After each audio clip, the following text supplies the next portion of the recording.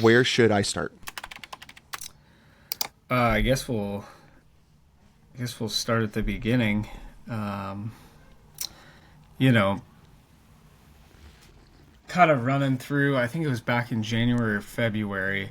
I kind of noticed something was off, something was wrong.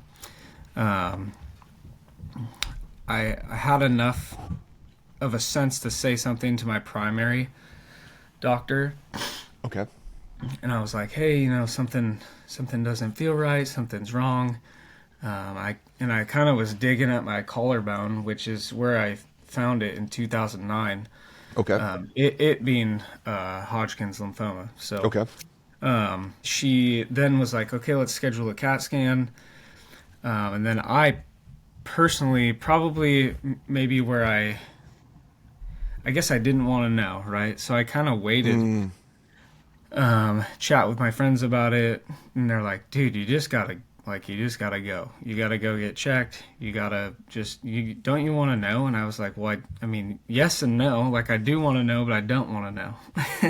dude, totally get that. So why was there that hesitation?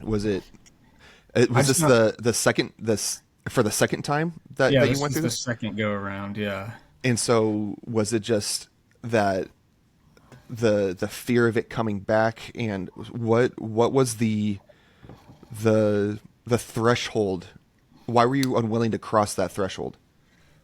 Yeah, I think it was just like the nervousness of it being back and Mm, having to go through that again. I think yeah. I mean, it's not easy. Even though, and this is something that irks me quite a bit. You always get the, oh well, at least you got the good one. That's, At least you got the good one. yeah, I totally get it. Like I don't mean to laugh, but I totally understand it. Of people are like, well, of all the cancers to get, you got the good one. Like Yeah, it's like that's not helpful. yeah. It's still cancer. You still have to go through the treatment and all that stuff. It still sucks, but Yeah, yes. That being said, yes, it is. I don't know how to put it. The more desired, desired is a terrible word, but it right, is the one to get that you have the best shot at, I right. guess. But for me, it was like, man, I just don't want to go through that again. Um, and I didn't really have any symptoms. Which back in 2009, I was showing visible symptoms. I had cold and flu like symptoms. Okay. Was losing weight. I mean, it's tough because I was working out back then at the time pretty heavily, so that was kind of like an ego blast Yeah. back in 2009. Like, what? I thought I was just hitting it hard in the gym. But yeah, I was showing no symptoms. So I think it was maybe June. No, yeah, June maybe. Okay. I finally decided to go get checked out. So it took you roughly 5 or 6 months to actually go through with getting to get the actual CAT scan, or to Yeah. wow. So in that time, what was going through your head? Was The it worst case scenario, right? Because eventually, so when I actually went to go get checked, I had then felt the lumps in my neck, mm, and they were small, but that's when I knew. That's when I knew. Oh crap! Like yeah. this is happening. Because it was in the same spot, like right at the same scar I have in my collarbone, Mm, and then in my neck. And of course your family's like, all right, well, like, let's not freak out until we know for sure. like And a I'm like, lot easier said than done. yeah, yeah, yeah, exactly. And I'm like, okay, well, it's pretty ironic that it's in the same spot Mm, and there's lumps there. Like right. I knew, but trying to keep everybody else calm, I'm like trying to, like, okay, yeah, let's just wait. But in my head is spinning, right? So Oh my gosh, I can imagine. And just running a million miles an hour, going down every possible scenario and path, and oh I yeah, I can tend to get like worst case scenario thought. I think we all can at some in certain scenarios, right? yeah. this is like my worst case scenario. I don't know what you want to call it, path, if you will, Mm-hmm. when this stuff pops up and you have to go through something like this. So I'm worst case scenario, like what's going to happen to me? Am I going to be here? Am I not going to be here? Right.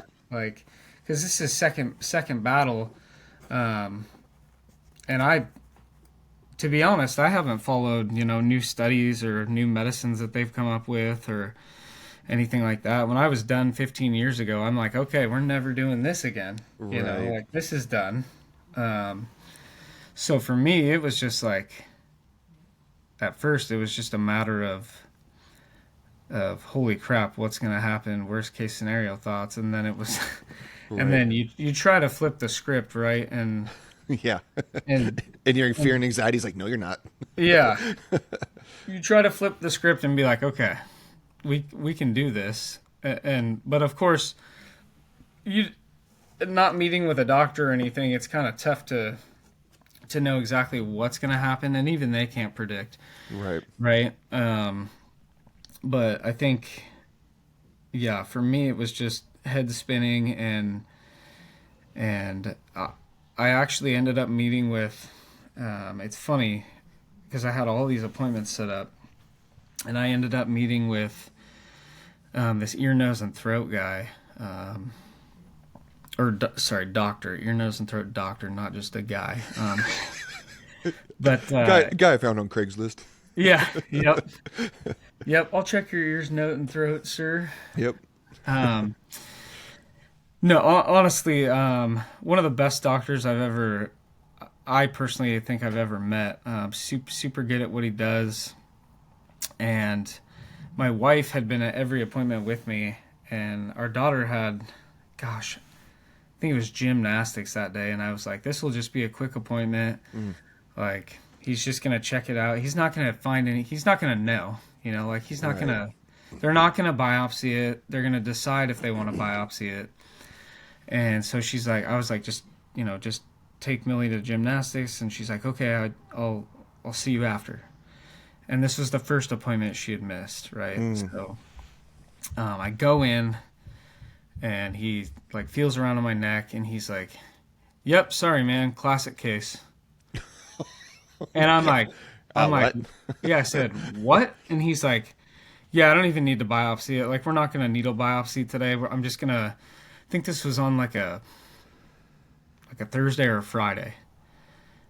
And he's like, "Yeah, no need to needle biopsy it.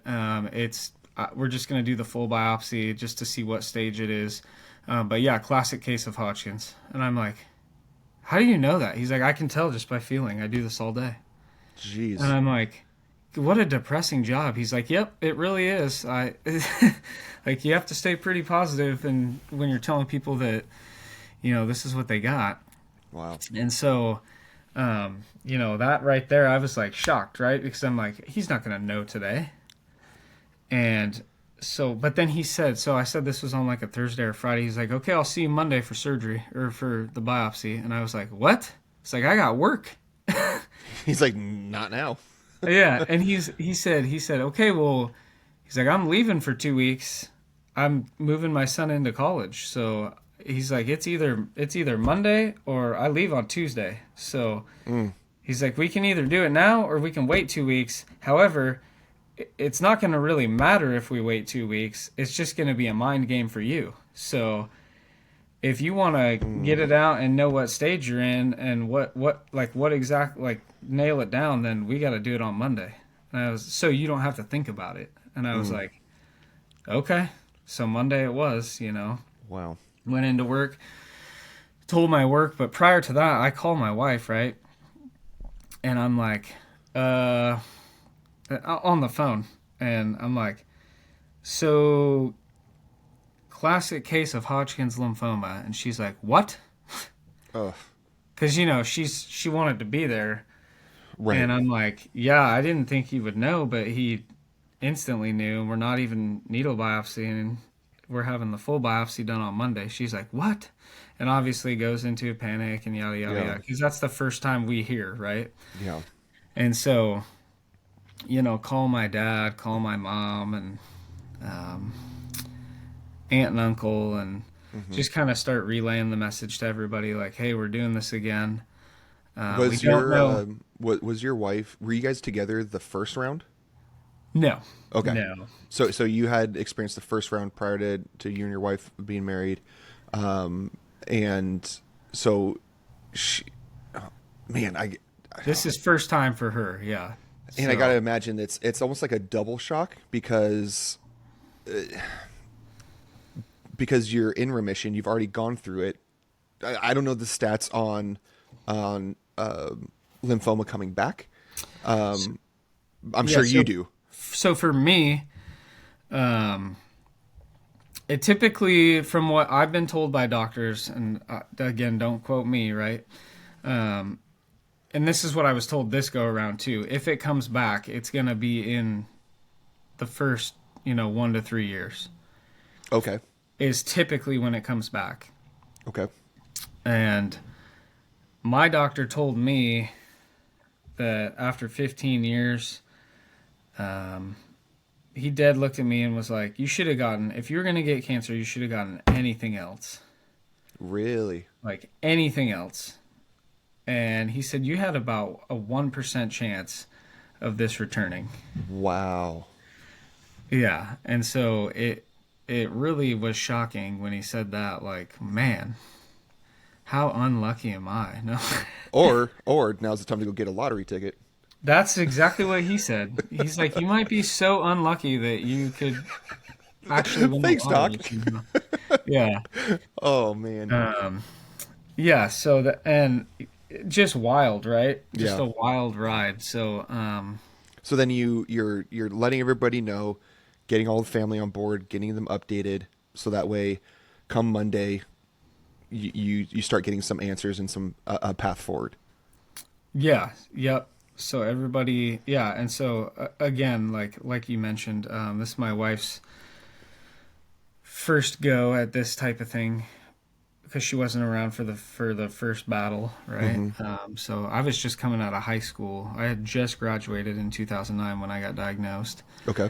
Um, so yeah, so everybody's on board.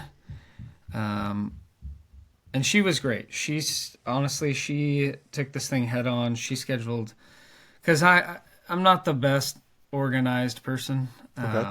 I'll like wait for the doctors to call me, Mm. and when they do, if I miss the call, I'll like, oh yeah, I'll call them back. Like Yeah. to be Yeah. I know. honest, Yeah. I know nothing about that. yeah, right. And so she's like, nope, tell every doctor, give them my number, tell them to call me, and she really took it head on and like scheduled everything for me and she That's was awesome. awesome. That's great. And so she ended up actually being able to get my biopsy and my bone marrow um, testing on the same day. So they just had to go in once, which was awesome. Yeah. So it was one procedure, well, two procedures, but same time. Nice. So I went from one, like the second level to the third level, just two different tables, and kaboom, same doctor, I think, which was wild. But yeah, so, and I was anxious for that. The bone marrow back in 2009 was the most painful thing I've ever endured in my life. It's a long needle and it's Yeah. thick. It's super thick, and they just do it in a normal like office, and they crank it. They like twist it into your back. They like screw it into your back. Oh.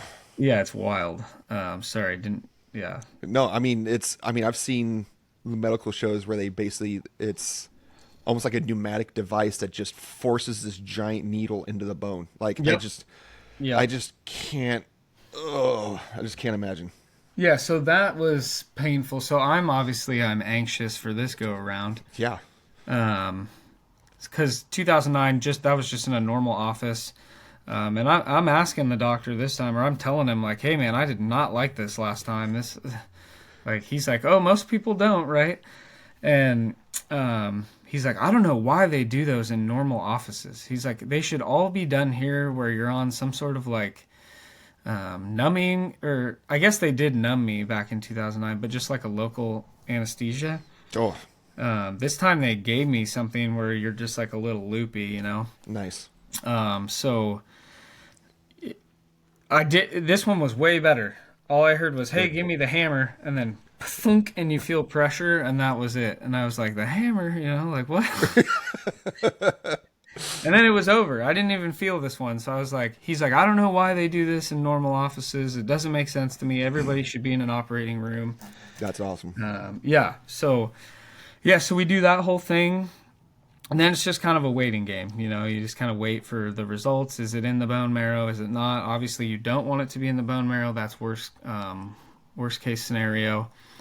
So can the Hodgkin's lymphoma go into the bone marrow, or does that change it to a different type of cancer?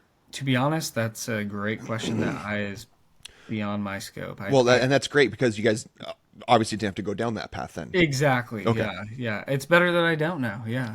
True, true. So yeah, I don't exactly know that. So this go around, I was stage 2A. Or, Okay. yeah, 2A. 2009, I was stage 2B. So all that means I was same stage this time. Okay. Essentially, stage 2B, you show symptoms, night sweats, cold and flu-like symptoms. So Okay. we just caught it slightly earlier this time, Gotcha. to where I didn't have any of those symptoms. Okay. However, it was from, basically my head, my neck, and chest. It was basically to my bottom of my rib cage all the way up to my neck, near the heart, which is scary. Things like that. So yeah,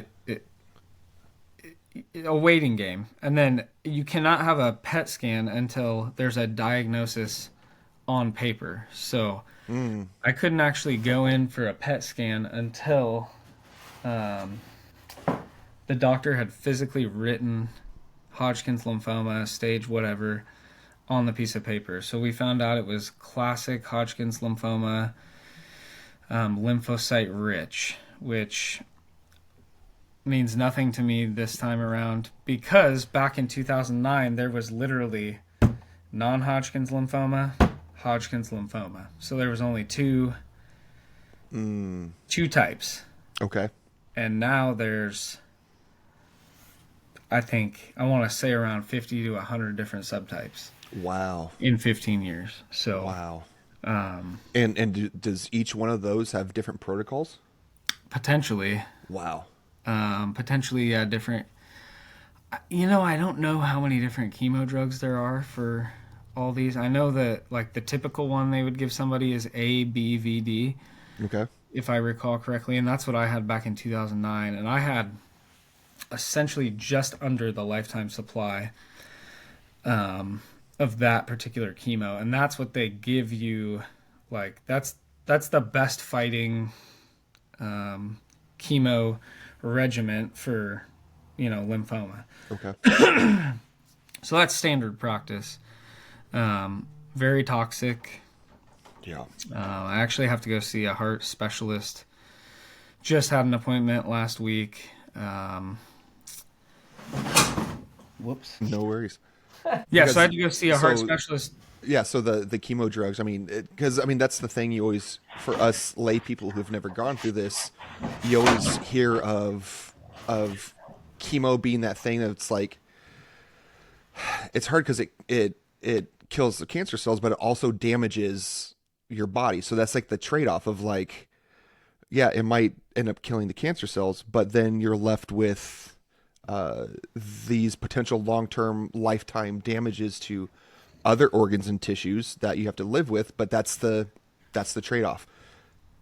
Correct. Yeah. So it goes with the saying. I think we posted this on our Instagram. It was like chemo saved me, but it's going to remind me daily, right? Or how Yeah. it's going to remind me that it saved me. Yeah. So it's like a give and a take, right? You're here, Yeah. but you got to deal with some potential side effects down the road. Which, and I always said, it's so funny. I always said, if this ever comes back, I'm gonna do this naturally, right? Like I'm gonna go about it a different way. Mm-hmm. so it's not so toxic. I don't want to go through chemo again. I said Right. that, and I've said it for years. And it's a little different when you're married and you have a child. Yeah. It's a different scenario, right? I'm back in 2009. I'm 18. All my friends are off at college. Everybody's doing their thing. I'm home still because I gotta do what I gotta do.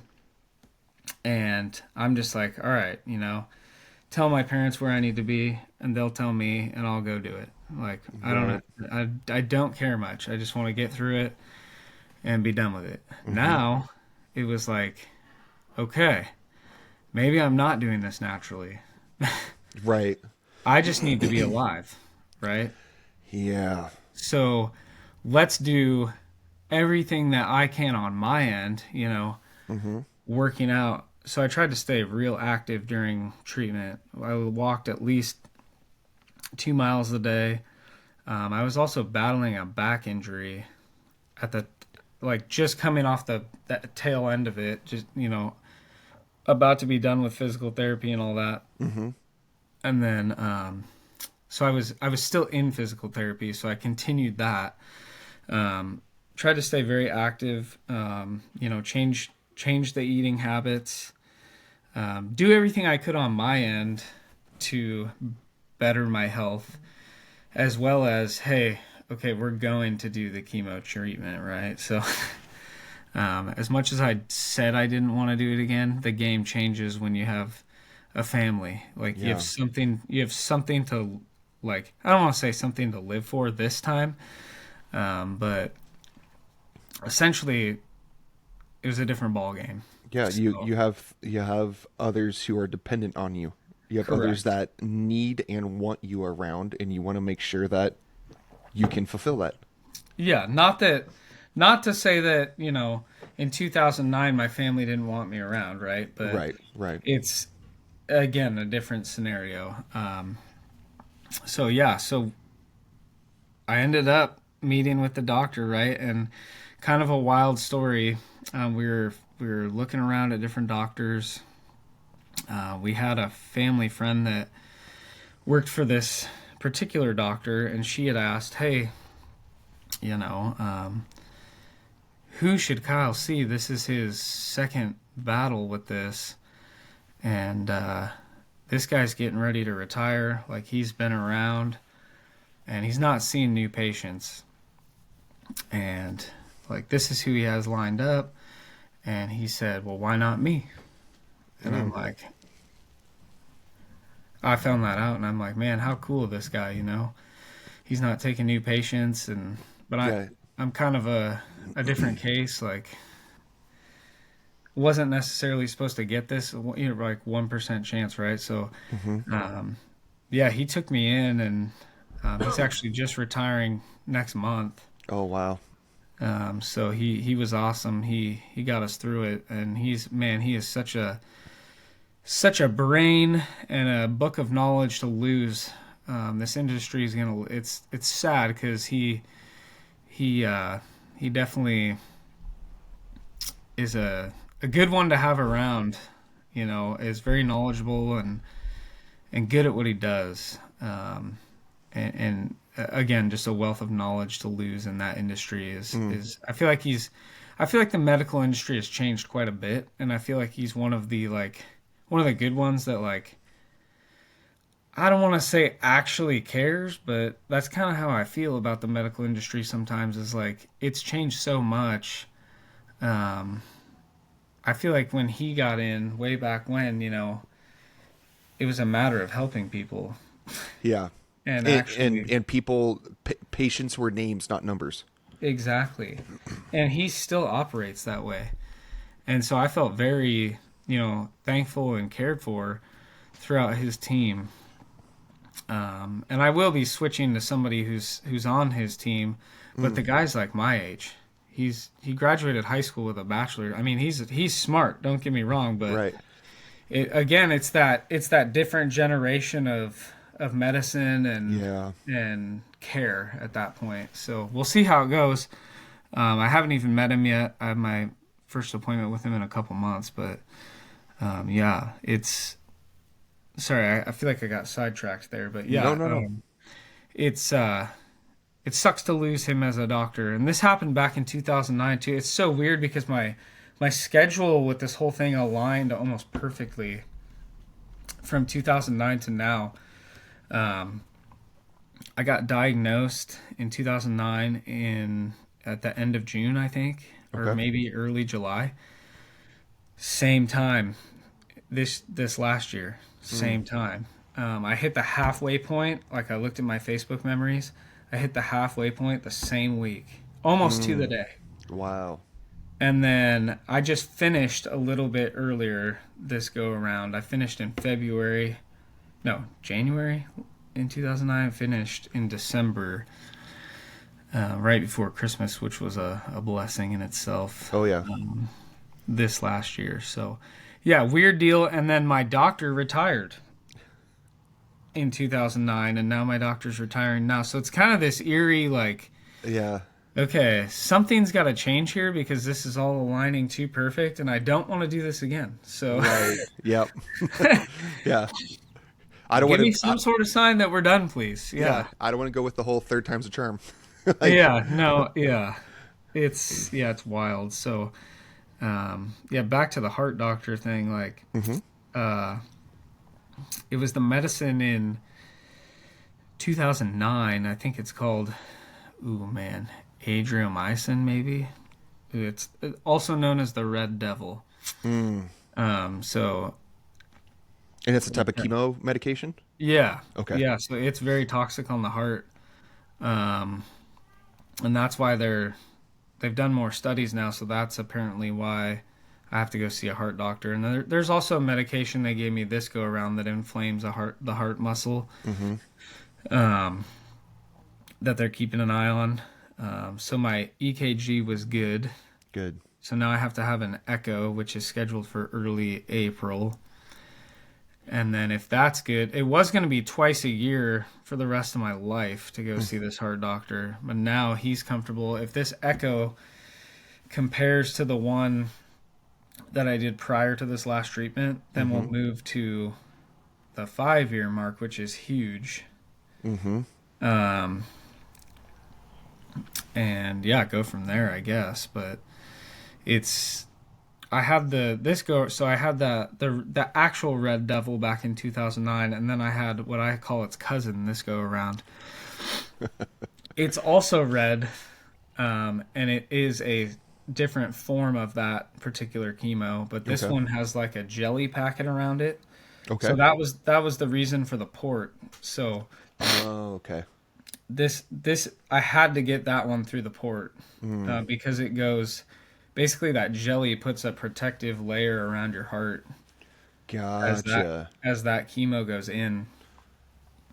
And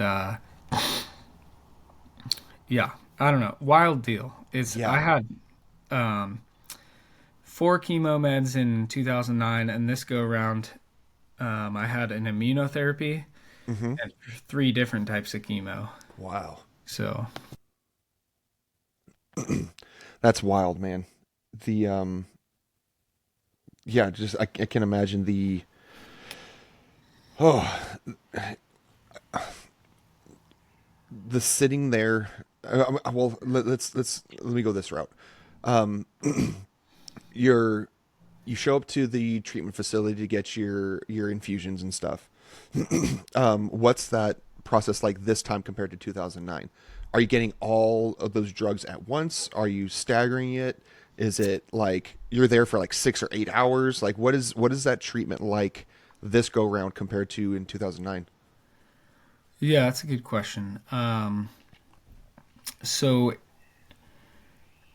man, it was pretty similar.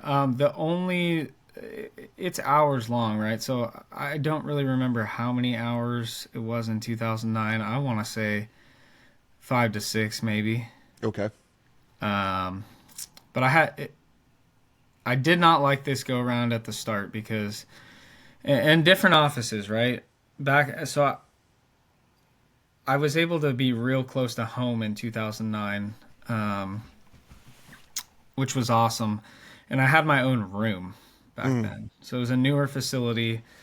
I had my own room. This go around, I was in a room with multiple people, Okay. and I was always the youngest one in there. Gotcha. So it was like more like an open bullpen with lots of chairs. Yeah. Okay. And then you got curtains, right? Okay. So that was, I was not like excited about, let alone being there. But Right. then, but then having to be in a room and you're like, not to be like, I don't know. It's just a mental game being the youngest person there, and you're like, man, I get it because yeah, I just started infusions for Crohn's disease, mm, and it's done at a cancer treatment facility facility, in our office, in our doctor's office. And same thing, I'm sitting in the waiting room and everyone's in their 70s 80s, yeah, and I'm this apparently healthy looking guy, and I'm looking around like I just had another infusion yesterday, and I'm sitting there and there's an elderly lady there and she's got a port in her chest, and I'm like, man, I'm sitting there like it's a weird feeling. It almost yeah, feels like you don't belong, yeah, but you also feel guilty for feeling like you don't belong. You know, it's like right, it's a weird sensation because it's like you feel empathetic and sad for them, but then you feel sad for yourself, but then you feel guilty for feeling sad for yourself because they're old. You're not, like yeah. it's a weird cacophony of emotions. It is. It's a bizarre feeling. Um, yeah, man. Well, good luck to you. Thanks, bud. That's yeah. It's a mental battle. It can be when you're sitting in there for sure. Let alone what you're going through. You know.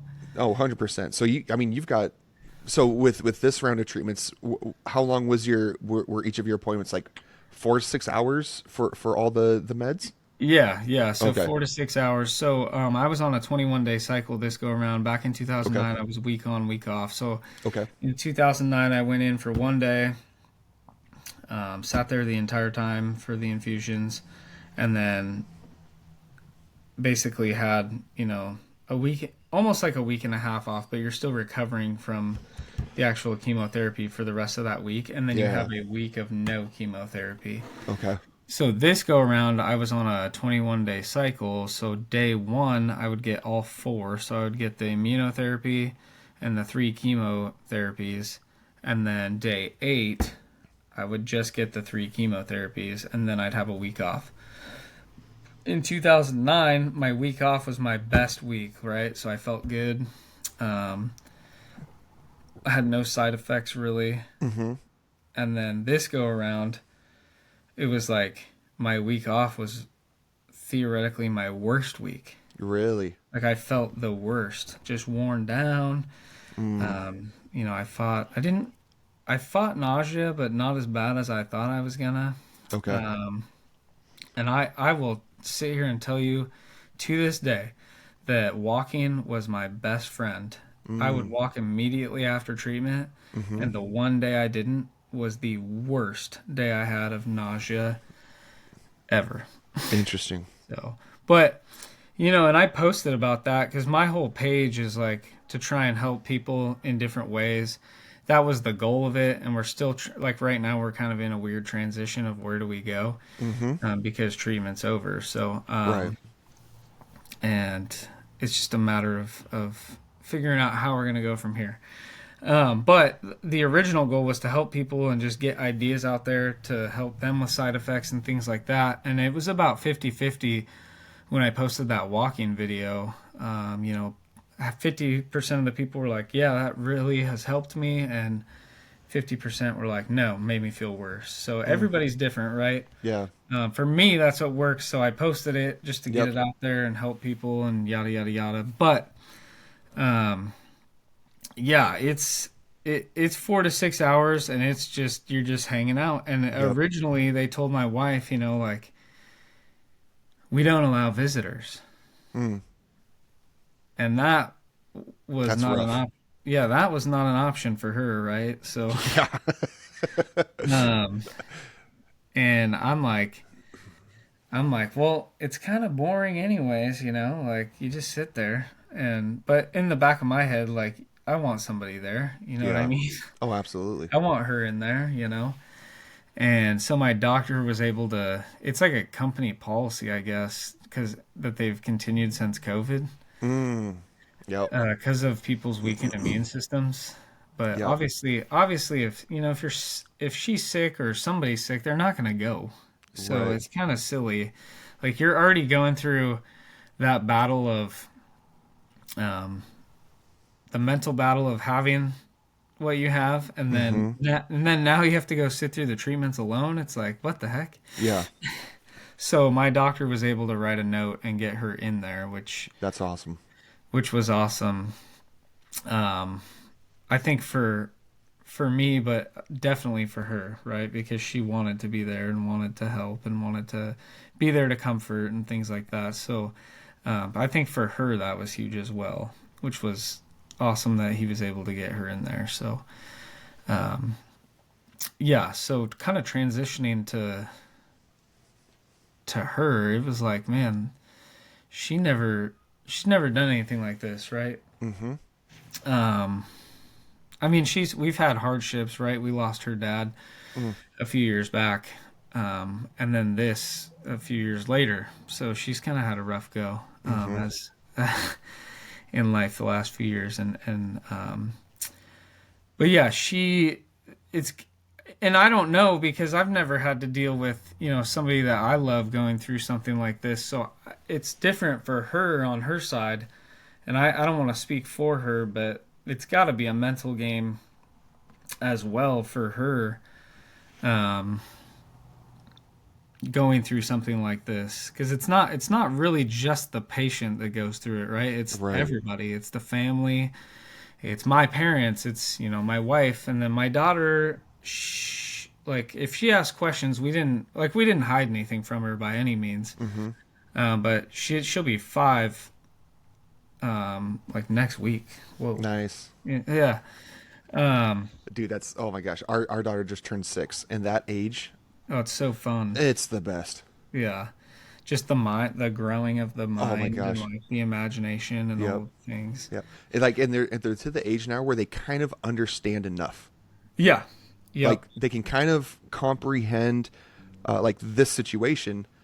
Like you said, you guys didn't really hide anything from her, but I'm sure you packaged it in such a way that her developing mind can understand to some capacity, and she's able to understand enough, not the fullness of Yeah. everything or the full weight, but enough of what her mind can comprehend. And so that was a decision you guys made of like, hey, we're going to be honest with her with what's going on and how it's going, or I'm sure you guys shielded her from some things obviously to protect her, Yeah. but how open were you guys with your daughter on that? How did you guys come to that decision?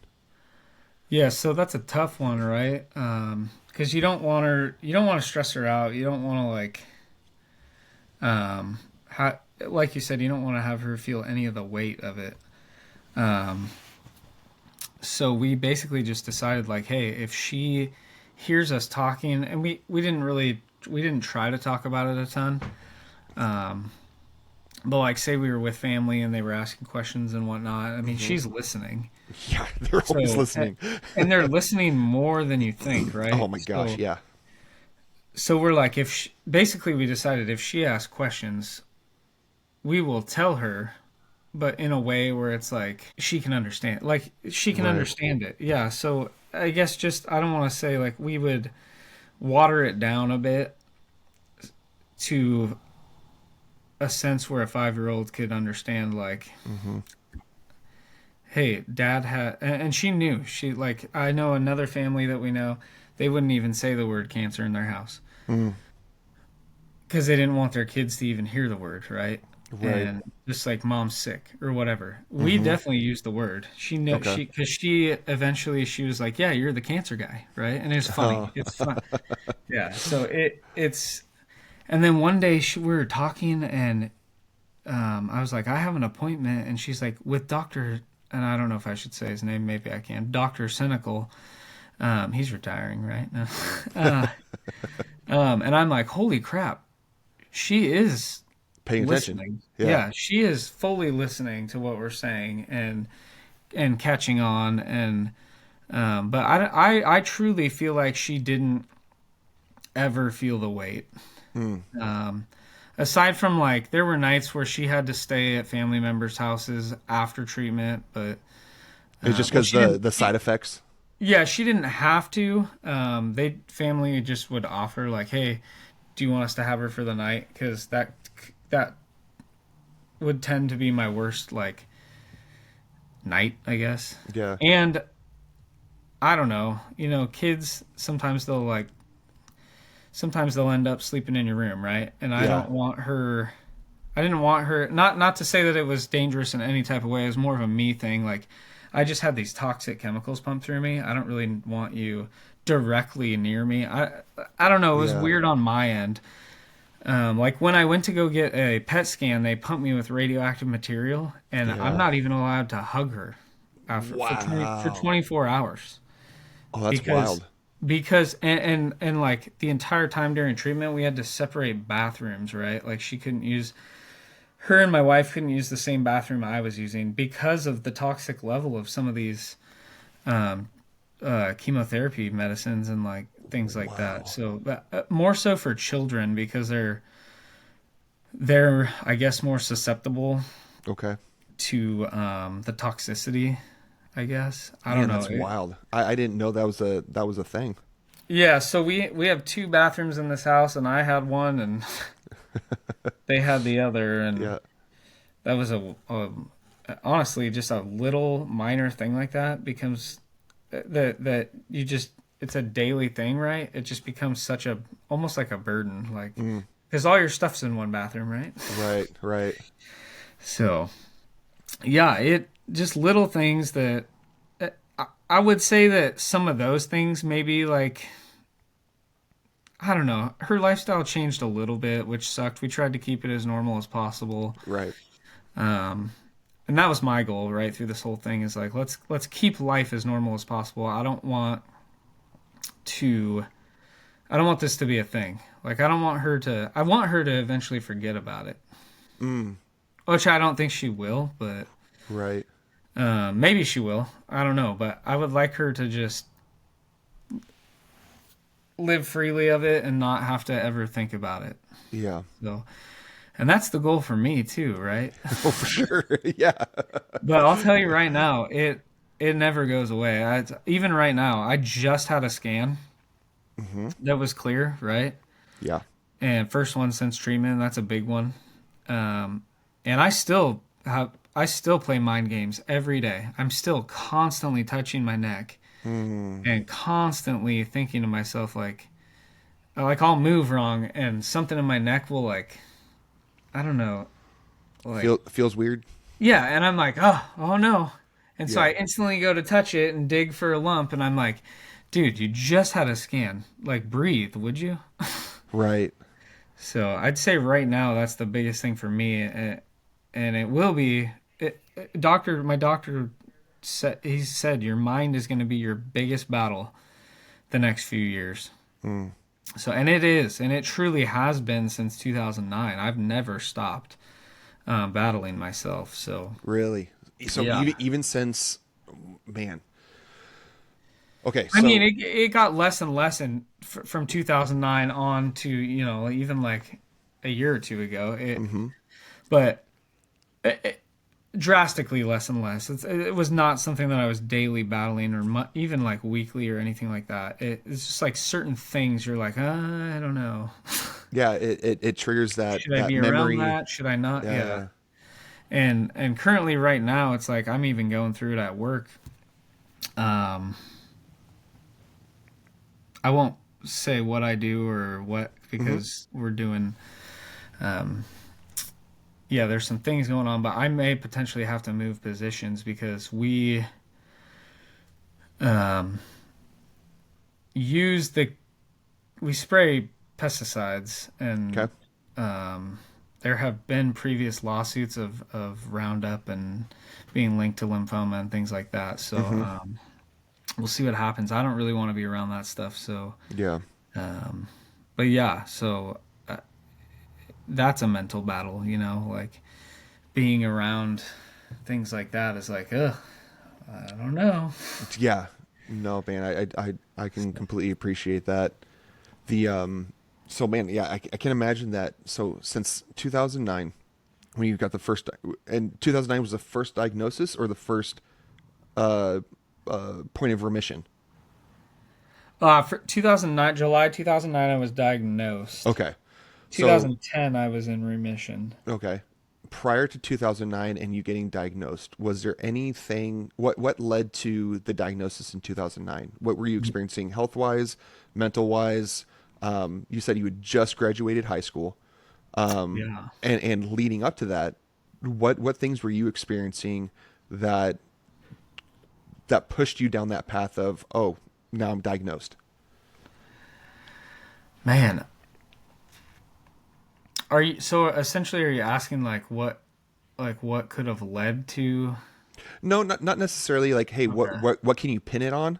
But Okay. health wise, like what were you experiencing that you went to the doctor, then one thing led to another that come July you actually got the diagnosis? Like were you having weight gain, weight loss, like the night sweats, like you said? Like what happened in 2009 that led to the doctor's visits that ultimately led to the first diagnosis?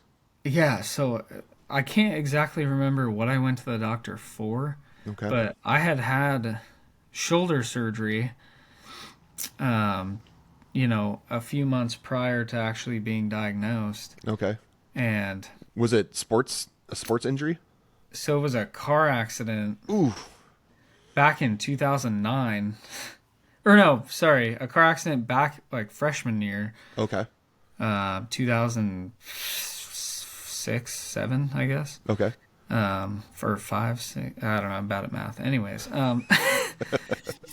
and that was a long time ago. Oh, for sure. Uh, but I played golf throughout high school, Okay. so um, I had noticed that my shoulder had been clicking right on my backswing and then coming down. Well, it got progressively worse Okay. over time, and finally it got so bad that I was like, actually bent a club, I think, because I came out of my backswing and came through, and my shoulder popped back in and it dug into the ground, Mm. the club. Mm-hmm. And I was like, all right, something's wrong. So they pinned it back on that car accident. Um, and so I had surgery, and I went into the doctor for something completely different. And I was like, hey, I think I got scar tissue buildup or something in my collarbone, like right next to where I had surgery. Mm. And I was like, something's clicking on my collarbone when I move my arm around. And so, but again, I went in for something totally different. This was just at like the end of the appointment. Okay. And my doctor's like, all right, let me take a look. And he feels in there and he's like, uh, yeah. Mm.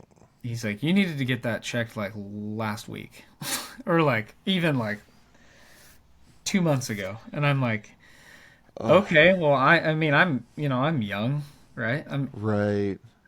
18. I'm like, okay, well, I just thought it was scar tissue. He's like, no, we're going to send you in for a biopsy. And I'm like, what?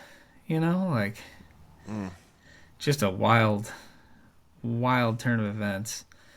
And I don't know, I'm a high school kid, right? So I'm not going to say I was in trouble a lot back in the day, but um, you're out at extracurricular activities and Yep. things like that. And Shenanigans. yeah, I'll never forget, exactly. I'll never forget the day my dad got that phone call um, about the biopsy. And I'm like, he's like, I need you to come home now. And I'm like, oh crap. I'm in trouble again for something. And yeah, he just opened the door and man, you just see his face and it's just crushing, right? And I knew right Mm. there. I knew right there. I'm like, oh crap. And I think the first words out of my mouth were, what's going to happen to me? Ooh. And so, yeah, it's kind of surreal to live that, like relive that right now. But yeah, it's it's wild. And I think, I think back this time and I didn't really see much emotion out of him this time. Mm-hmm. Um, that being said, I wasn't living with him, Right. right? So I didn't get to see him all the time. But I think he was, he's Mr.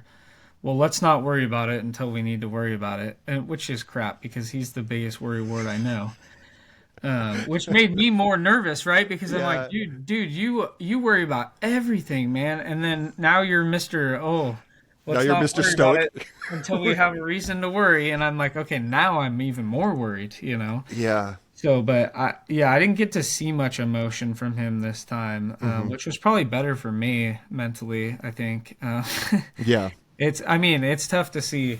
No one likes to see um, their parents cry, let alone their dad, right? So, Yeah. um, but yeah, it's a different scenario this go around. But yeah, 2009, it was just a routine checkup, Mm. and then next thing you know, kaboom, we were rolling deep in it, in the Yeah. process, and we had a vacation scheduled, and I was like, well, I'm going on this vacation. We've done it every year since I was a baby. Like, I'm going on this vacation. Yeah. And they're like, okay, we'll start the week you get back. And I was like, okay. Nice. So, and same thing this year, right? Went on the vacation, but I still didn't have a diagnosis this go around. But in my head, I knew, right? Right. So, this vacation was different than the 2009 one because 2009 I knew what I was going back to. This vacation I still didn't essentially know, and it was still a mental game, and I still had not had a diagnosis technically. Right. So you didn't know if his lymphoma came back. You didn't know if it's a different type of cancer or a more aggressive Correct. cancer or what stage you're in. You're flying blind at this point. So Yeah. I can imagine trying to decompress and vacation while on vacation It was didn't pretty yeah, near impossible. it didn't really work out that well, but we still had fun. Good. So Good. Good. at that point it's just like and it's fun because my daughter's there with us now, so Yeah. it's more about she's all about being in the lake, and it was a good time. We still had fun. That's great. So So there's something that yeah, that and you then said with yeah, then the going to this go around, it was like essentially I found it. I like to say I found it twice because I found it in 2009, but thought it was scar tissue, uh-huh. and Yeah. then this go around I found it, or I just felt weird and was like basically waited until I felt the lumps. Mm. And I don't know if that was a good or bad move. I feel like we would have found it around the same time either way. Okay. Whether I went in early or late to get checked out, I don't know. It's tough to say, but Yeah. um, yeah, I don't know. Just a weird. I didn't really have too many doctor's appointments this go around because essentially it was a scan and then straight into the ear, nose, and throat guy, and then we were off and running. Yeah. So yeah, just a little bit different this time around, but I kind of knew, and mentally I know, aside from what's going to happen to me, because nobody can predict that, I kind of know what I'm going through. Mm. As far as like my wife, she didn't necessarily know what to expect, like as far as treatment goes and side effects, and are you going to be able to work? Are you not going to be able to work? At first, my doctor, he's like, I'd prefer you not work. And I was like, well, I'm going to try and work as much as I can. Number one, to keep me mentally going. Right. Number two, my job's pretty physical. So Okay. it got to a point where I was like, okay, maybe I should just sit this out for a while and just focus on my health and focus on getting back. Because that essentially that like and work, honestly, work becomes like, I don't want to say a non-priority, but because we all have bills and things like that, but essentially at some point work became like a non-priority, and you're just focusing on your family and your health, right? That's Totally get it. those are the most important things. Being there for your family, right? Yeah. So, Would um, you say that that's the biggest shift that happened between 2009 and present? Is 2009 your concern was what's going to happen to me, and this current one became what's going to happen to them? yeah, I mean, yeah, exactly. You're thinking, and everything's running through your head, right? Because I'm like, man, if I'm not here, is Yeah. is my wife gonna have to change careers because she travels and we have a daughter, and like, how's that gonna work? Yeah, Mm, so everything's spinning, right? Even little stuff like that, which at some point you got to kind of jump and be like, man, slow down. mm, We don't know. We don't know what's gonna happen. Just slow down. Don't think worst case scenario. right. Like, but yeah, you're like you do think that you're like, what's gonna happen to them? What like how's this gonna play out in the end if something worst case scenario happened? Um, Did you live a lot in your own head with that stuff, or did you and your wife talk about those things to kind of alleviate the pressure and the tension that's going on inside of you? I would say prior to starting treatment, we talked about some of it. Okay. Um, I don't know that we talked about much of it during treatment because at that point the focus was like, Getting through treatment. yeah, just getting through it and hoping that it's. There was a lot of hoping and praying that the treatment was working, Okay. um, because if it essentially that was the second. I don't know how to say it. The second line of defense, basically. So, Okay. like as of like 5 years ago, the treatment I did was not this go around was not even available. Okay. Um, so it would be God forbid, say it came back. I believe it's some sort of transplants at that point for me. Okay. Which at the beginning, my doctor said he's like, we do not want to get to transplants. That is worst case scenario. Okay. He's like, it Would gets would that be dangerous. would that be bone marrow transplant or a different type? I oh man, It's probably good that you don't know. yeah, I want to say some sort of stem cell transplant, but Okay. I'm not entirely sure. Okay. Don't quote me on that. I All right. don't think bone marrow because it wasn't in my bone marrow. Okay. Um, and to be honest, my wife has probably way more information on the medical stuff than I do because she's the note taker and the listener. Gotcha. I am just like, please just just sit me in the chair and pump Pump me full of me stuff and get me full of better. stuff. Yeah. Yeah. Um, she like wants to know it all, and that's awesome. And Right. I was grateful to have somebody on my side, and essentially a major caretaker, right? Yeah. Like her, because she really is the best when it came to that. So Was it uh, really easy for you to trust the doctors and the process and the treatment plan, or did you have like concerns and reservations about trusting the path forward? I really did trust. I don't know that I would have been so trusting if I ended up with a different doctor, but based Okay. on like this doctor, I felt very comfortable, just because he's been around a long time and Mm-hmm. he's uh, every appointment I went to, whether it was the echo, the heart place, the ear, nose, and throat guy, everyone, hey, who's your doctor? Oh, it's so and so. You're in great hands. Oh, You're in. that's You're. huge. Oh yeah. Everybody knew him. Everybody was like, "You're in great hands. He's the best." Um, so I was really blessed to get in with to basically to have him take me on, not accepting new patients. So Right. the only time I question, and this sounds bad. The only time I questioned the treatment process was when they lowered the dose of one of the treatments, one of the chemotherapies, because I was having. So I had terrible and this might be a little gross, but I had terrible mouth sores, Okay. to the point where I had like open wounds in my mouth, on my Oof. cheeks and on the sides of my tongues.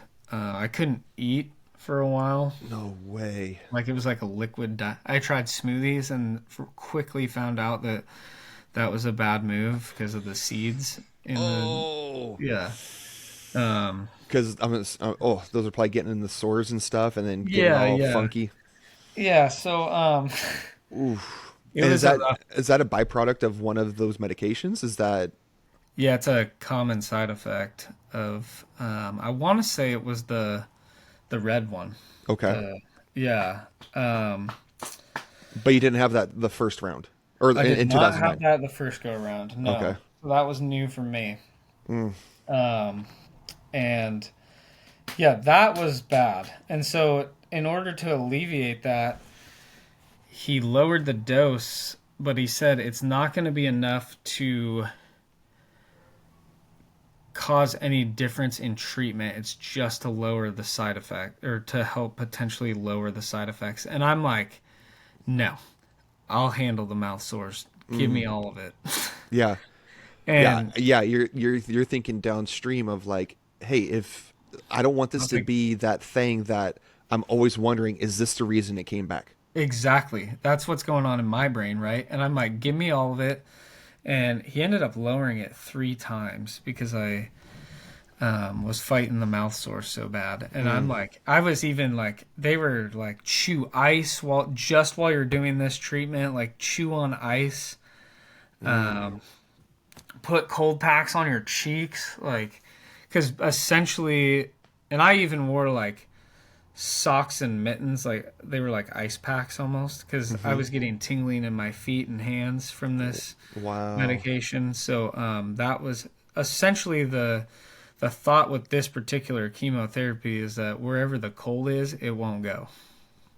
Interesting. So, um, but that's during treatment, right? So Right. if you say you took an ice bath after, like directly after, no, it doesn't matter because and I wouldn't want to do that anyways, even if it did work, because then essentially then you're putting cold throughout your body and then it might not work, right? But that wasn't the Right. case.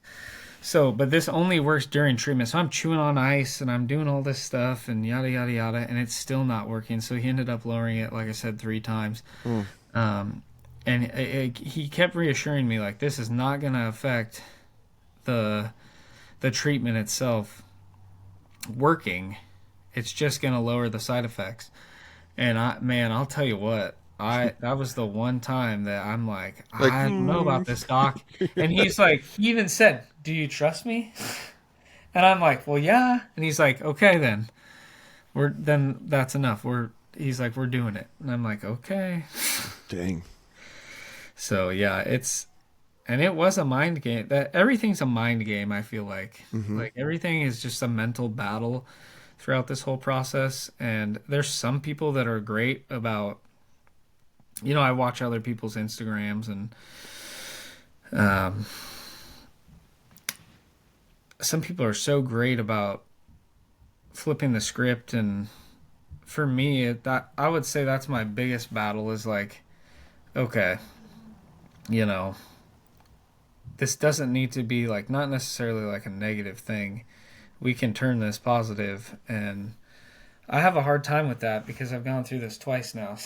Right. So for me, it's like, man, how do we flip it, and how do I get this out of my brain, and how do we?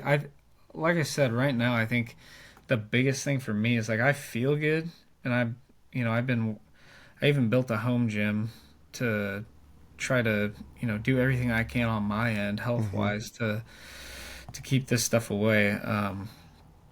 That's what they told me: stay lean and stay active and stay eat healthy. Um, but it's still a mental battle. It's still I don't know. That's what I struggle with the most. What's the hardest part on the mental side for you? Is it trying to stay positive? Is it trying not to worry? Is it do you feel obligated to be positive?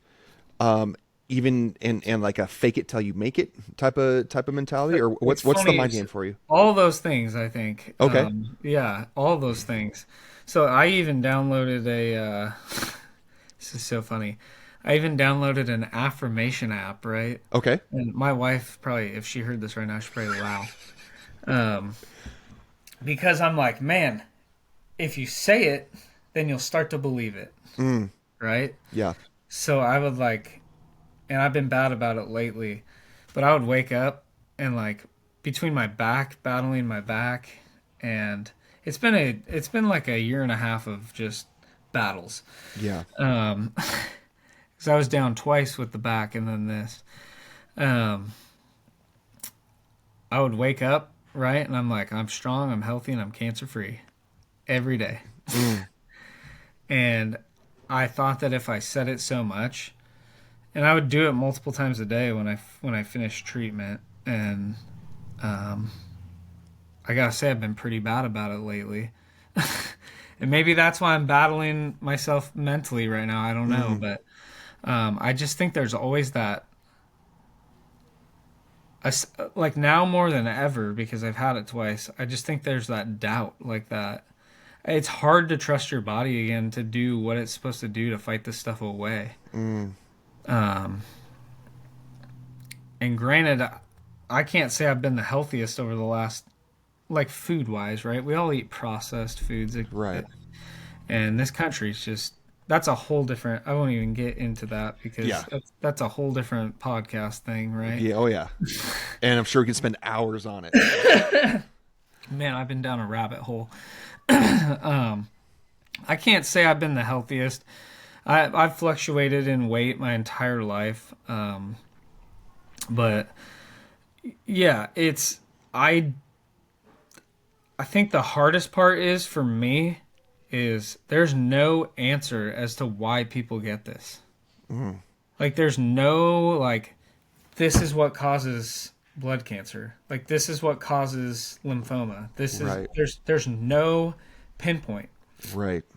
And So it kind of makes you because there's no direct, for like a better terms, enemy. It makes you scared of everything. yeah, I have no yeah, I'm paranoid about everything. Food. I just even read an article. They're done two studies in depth. I don't even know if I'll get another tattoo because Oh man. they just have and this I think this was done in like Denmark maybe, but they're linking and this is very unconfirmed and there's not enough scientific proof. Okay. Just want to make that clear before I say this. That that it actually causes or can be the cause to lymphoma or skin cancer, but Wow. two studies have been done, and the statistics of people having lymphoma or skin cancer were higher in those that had tattoos than did not. So I guess what I'm saying is yes, I am afraid of everything. Yeah. Um, Man. and I shouldn't be, and I shouldn't live like that, and I shouldn't have to, and eventually I'll break free of that. Right. Um, Were you that afraid after the first round, or did like no. when everything was clear and you went into remission the first time, we were like, sweet, life is back, or was there always that constant peck in the back of your head of fear and anxiety? I went through a downward spiral, I'd say, for a few years, Okay. but no mental battles. Just no mental battles as far as the cancer returning. Okay.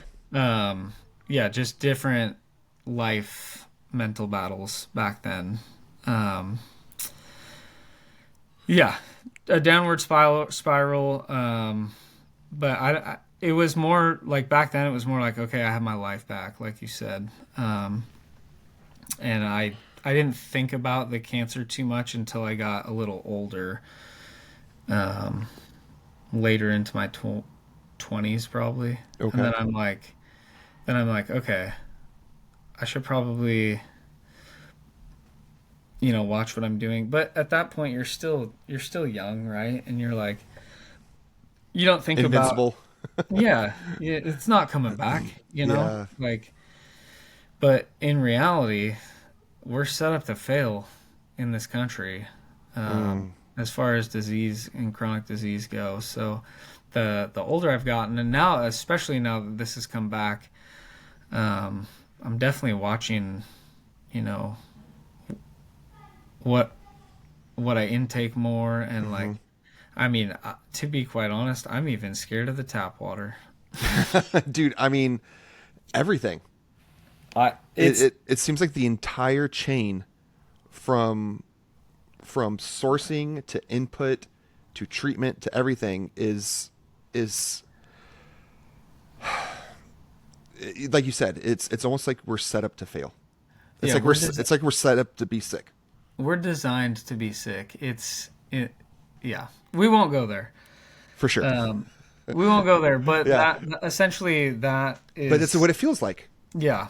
But I think, and that being said, wrapping this back around, like that's the hardest part for me, right? Is I don't know what caused this, so it's it's a tough mental battle. Like to the point where people, like my family, will even give me the eye roll. They're like, "Dude, come on now. Like, he's it doesn't have to be everything." And I'm like, "Well, it kind of does." Yeah. But but it's also one of those things of because I get where your head is at, because my head goes the same places. If I don't have an answer, then everything's the answer. If I don't have something that is the direct cause, then everything is the cause. And then I get in this hyper vigilant, protective type of mode where everything makes me nervous, everything makes me scared. I can't relax. I can't unwind. I'm constantly alert because in my head, everything is a threat. Yeah.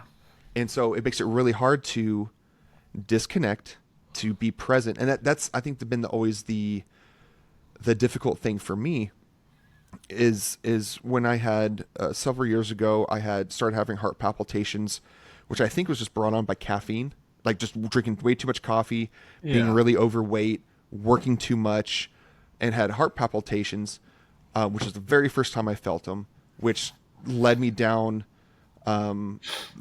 several different paths, but like in depression, panic attacks, all kinds of things like that.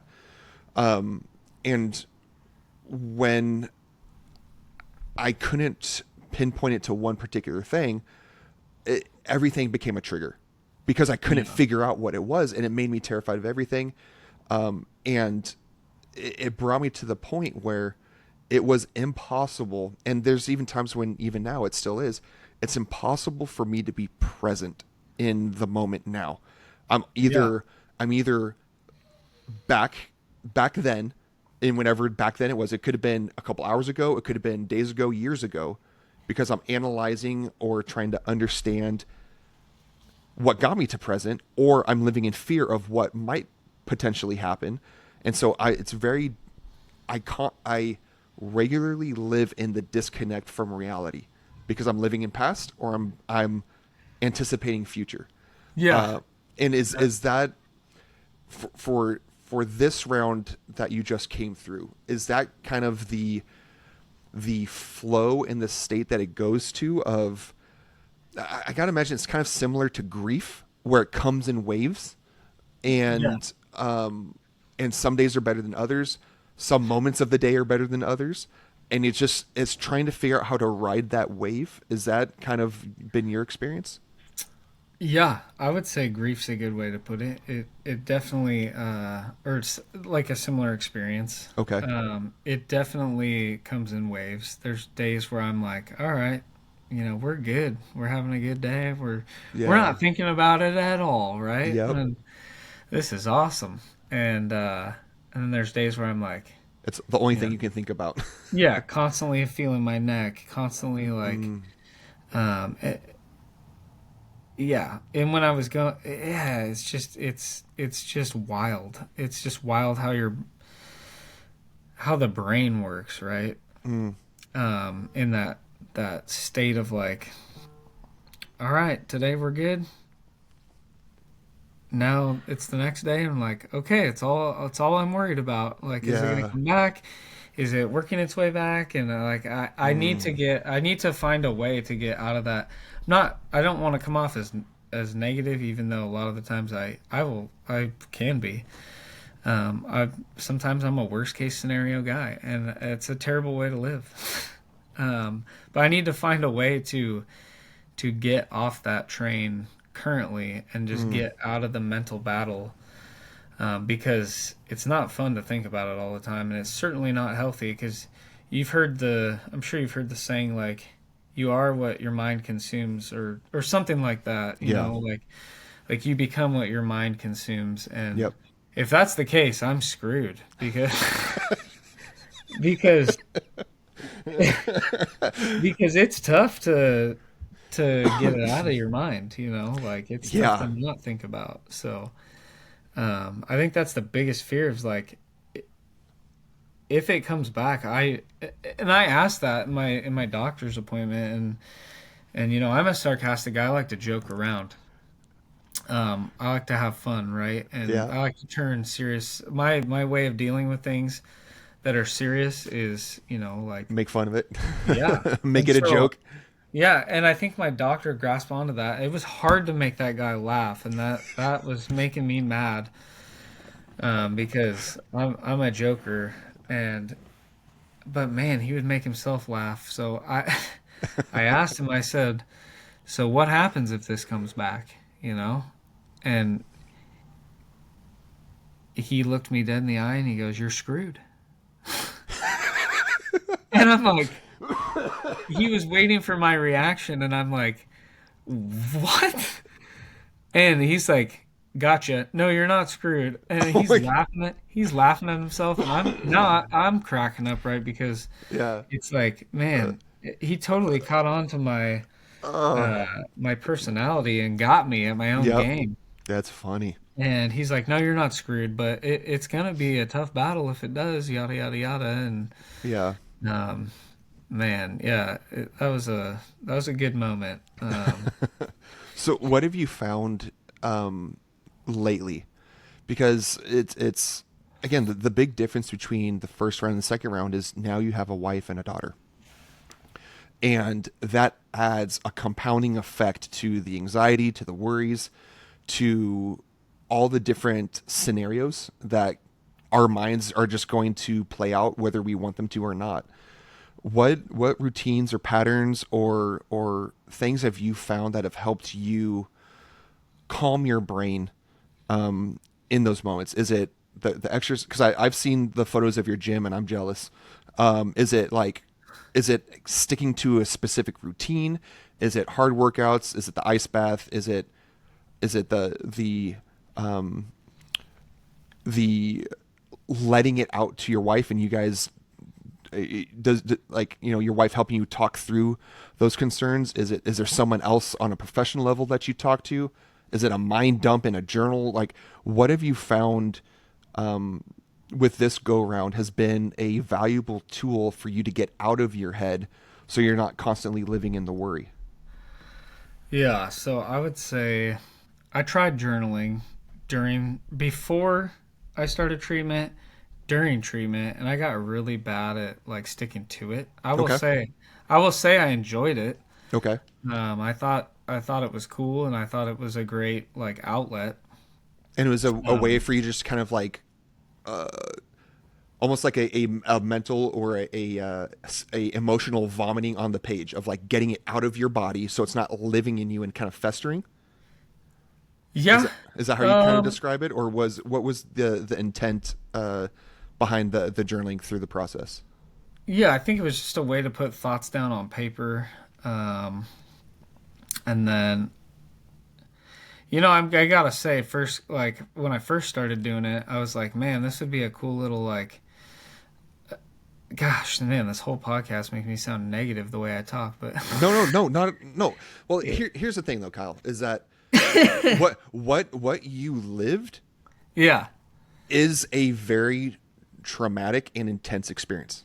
yeah, And part of going through those is having negative. Like yeah, it's a thing I work with people all the time is that joy and sorrow exist in the same hand.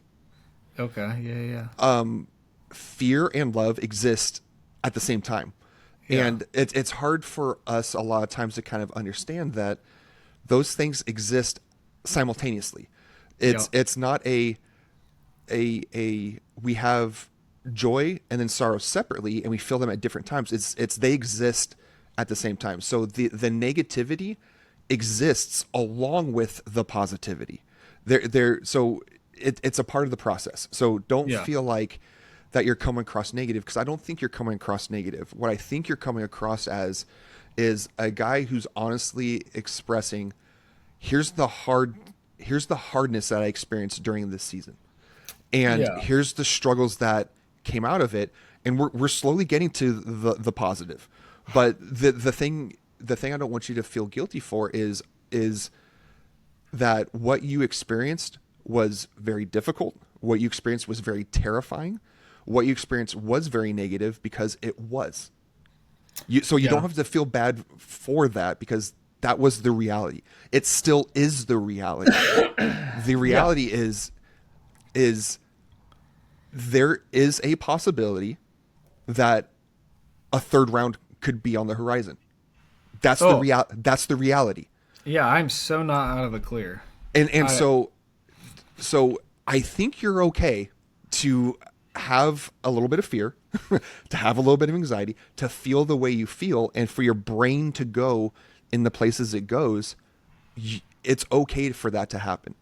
Yeah. And so don't feel bad about coming across negative, because I don't think you're coming across negative.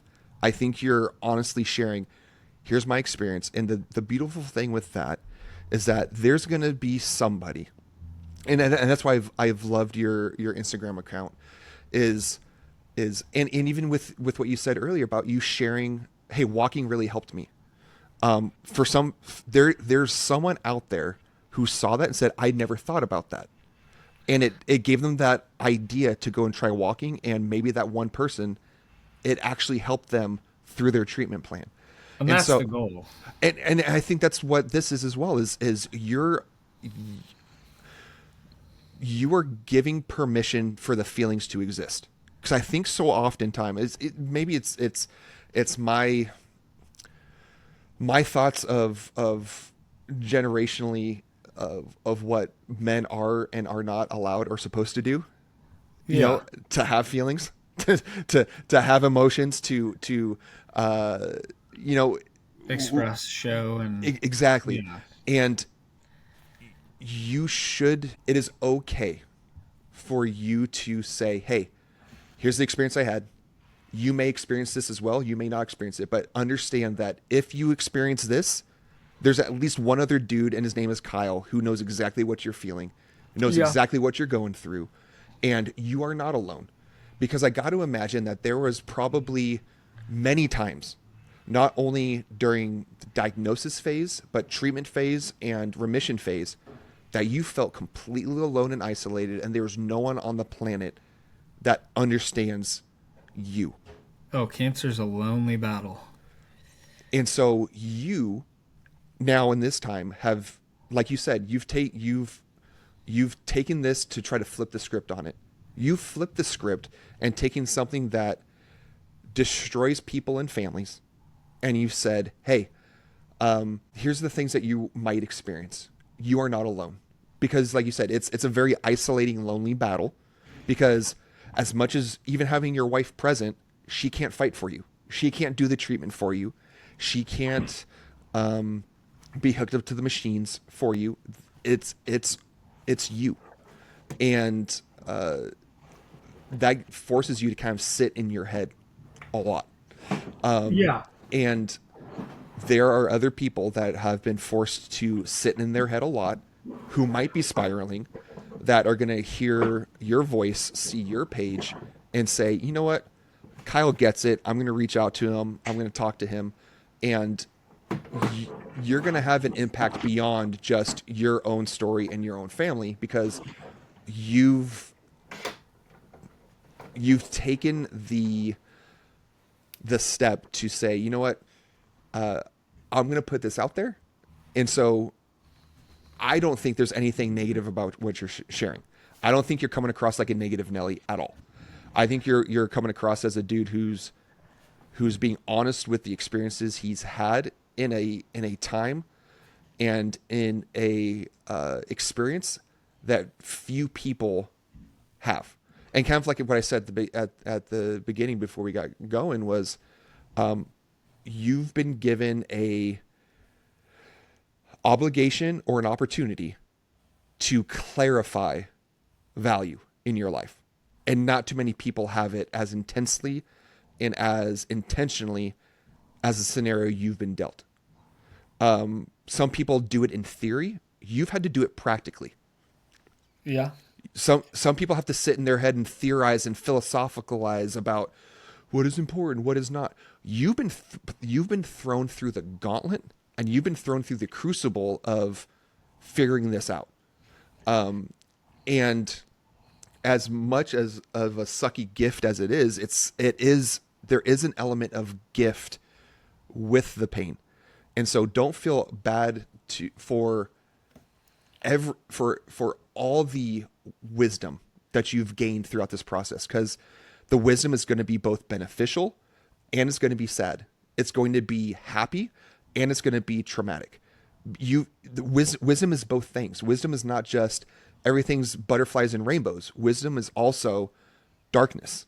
And there's darkness in what you lived and what you've experienced. And I think the best way for that to become a gift is to expose that darkness to the light of letting it out of your head and your heart, because someone else is going to experience that and see that they're not alone in the darkness that they're experiencing. Yeah. And that's the, again, that's the purpose of our page, is just to be out there and help whoever we can, whether it's a family that's going through it or just somebody that's going through it, not necessarily by themselves, but or somebody that is going through it by themselves.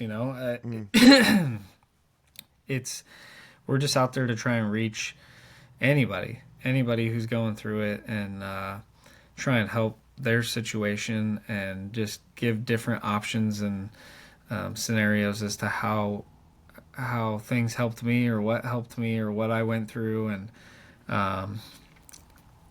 it's funny because I feel like I don't talk on the page about the mental stuff too much, but honestly, that's like, and maybe I should. It's like I said, we're in that weird transition of like, are we going to be, it's tough. Are we going to be like, am I going to focus on fitness and eating healthy? Or am I going to focus on, and maybe I should focus on the mental stuff, because I feel like that's the thing I battle the most. But it's hard. Honestly, it's hard to get out there and be like, hey, I'm not a big, it's funny because the camera's not working. I'm not a big camera guy as it is, right? But Okay. I swear I didn't do that on purpose.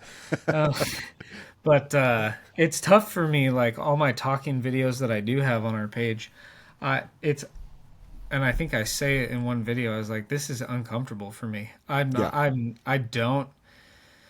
I don't like getting out there and sharing, my thoughts and mental battles and things like that. I don't know why, because I feel like this is a great opportunity. It is a great opportunity to help people, because I know that people go through mental battles during this process. It is an absolute given. You can't not, in my opinion. Like, everybody battles it mentally when they go through something like cancer or things like that. It's impossible not to. And maybe it could just be a thing of just I think that this is what you do well with how you run things currently. It's the honesty. Yeah. That's all is here's me, here's what I'm doing. And I think whichever way you go about that, it's gonna have value and benefit to whoever sees it. I mean, as of right now, I don't have cancer. I mean, I know that with the treatment I'm going on for Crohn's, there gives a slight likelihood of, it was either lymphoma or leukemia. I can't remember which one. But the possibility of that is less than the side effects that would for sure come with Crohn's going untreated. So it's like Yeah, yeah, there's that unfortunate trade off of like, okay, well, it is what it yeah. is. But even though I don't have cancer, and even though my autoimmune thing is very minor, there's been things that you've posted on your page that have brought me inspiration or have given me that little boost to like, hey, like this guy's kicking ass. I can also kick ass.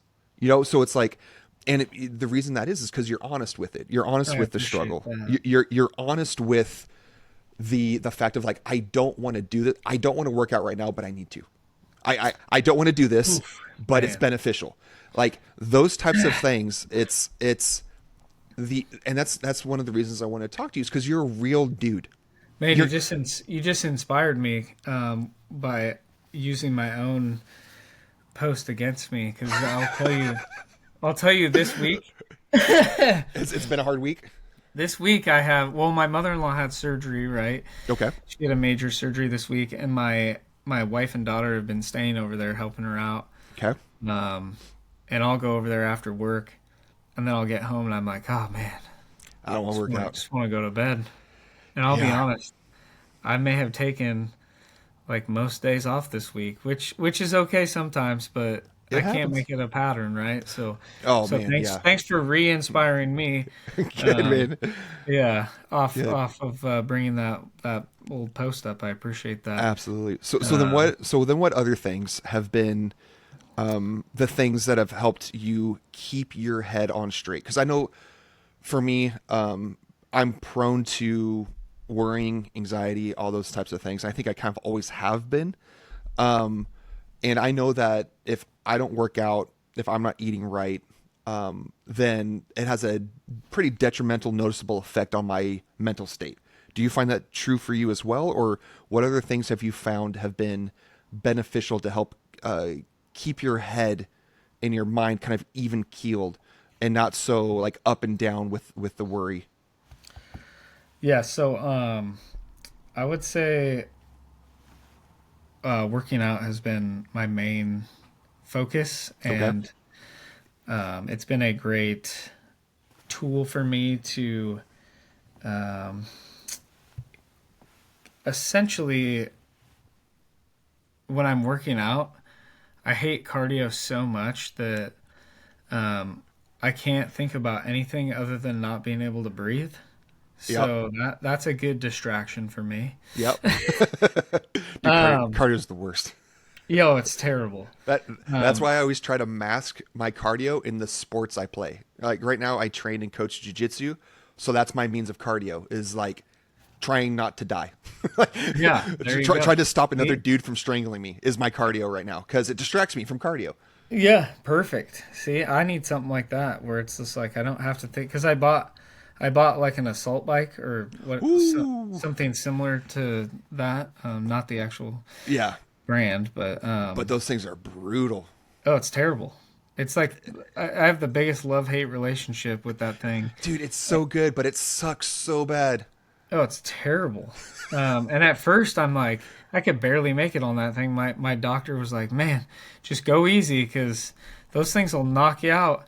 Yeah. And I was like, "All right." And so slowly, I've been building and building and building. But I'm like, and then I've been lazy on that thing because we got a treadmill. Mm-hmm. And I'm like, "Oh, I'll just hop on the treadmill." Same thing. Well, it's not the same thing. Yeah. It's way more intense on the assault bike. So Yep. it's yeah, and yeah, it's but ultimately lifting weights is like my favorite thing to do. Okay. Um, it's just hard to get. So, like I said, I'm still the whole back thing, right? So Yeah. I was just coming off like almost at the top of progression with my back, and then you start treatment. And they're like, okay, so back pain is going to be a major symptom. Oh. And I'm like, okay, great. So how am I gonna know if something I'm doing is because I had a bulge disc, Okay. um, and I was like, so how am I gonna know if something I'm doing or lifting Yeah. is a side effect of my injury or if it's a side effect of treatment, because all the symptoms are the same: tingling in the legs and feet, Right. pain up the side of the leg, Yep. pain in the back injury area. And I'm like, Yeah. well, man, like, so that essentially, I'm still trying to recover from that, in a sense, the back injury, Mm-hmm. because they're like, your bones and muscles are going to get weaker during treatment. Right. So I'm like just a slow progress of like trying to get the back better and trying to be able to lift more. And I mean, by no means am I ever going to be, Olympic lifting in my lifetime, but I gotta be able to at least lift heavier than I am right now, because Right.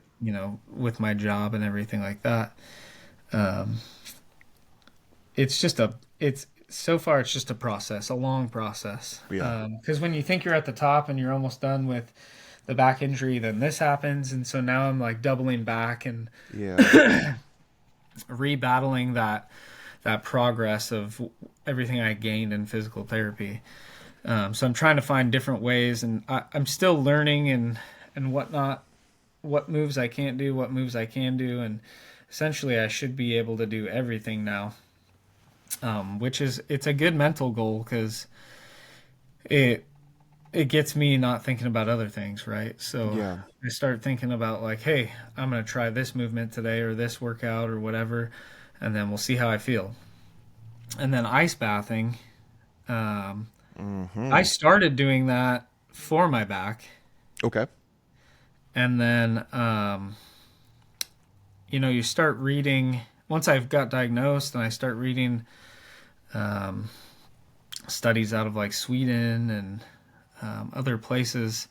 There are studies out there that say that ice baths and things slow the growth of tumors, and so that made me wonder, like, hey, how long have I had this? And I've been Mm. ice bathing for a while. So have I slowed? Is that something you think that's a word? I knew what you meant. Have I slowed down the growth of um, this cancer by ice bath? And we'll never know. But Right. um, And that kind of then spurs on the head again of like, hey, like, can I do this? Can I do that? Like, is this going to help? Is this going to hurt? Like, I got to imagine that, because again, it kind of goes back to what you said. Like, we don't have a pinpointed cause of this particular action or input of food or environmental or whatever, then triggers yeah, this mechanism, which then leads to this. We don't know that chain. And so so that creates a little bit of anxiety. And yeah, then with the exercise and the health route of, hey, was this ice bath preventing the growth? Like, would this have exposed itself earlier had I not been doing the ice bath? And then it's not far from that point that the wheels are just spinning up, and yeah. you're going down that rabbit hole again. But I do challenge people to ice bath. It is that they say to do hard things, Mm-hmm. and boy, that's hard. It's hard to get in water that's anywhere from 54 to 36 degrees. So Yeah. the ice bath I have, right, goes down to 36. I have yet to make it there. Um, What are you also, floating at right now? oh, right now, it's not impressive. Not that ice bathing needs to be impressive, but I'm like at a 51-degree mark that I can't seem to get Dude. below. Okay. So Okay. Well, here's the thing. We used to have one of those like Coleman inflatable hot tubs, yeah, and at some point, I think it was 2 winters ago or something like that, the something in the electrical with the pump and heater failed, or the filter worked but the heater didn't, in the unit. And so during winter it got down to 50, somewhere between 50 and 53 degrees is where it would float.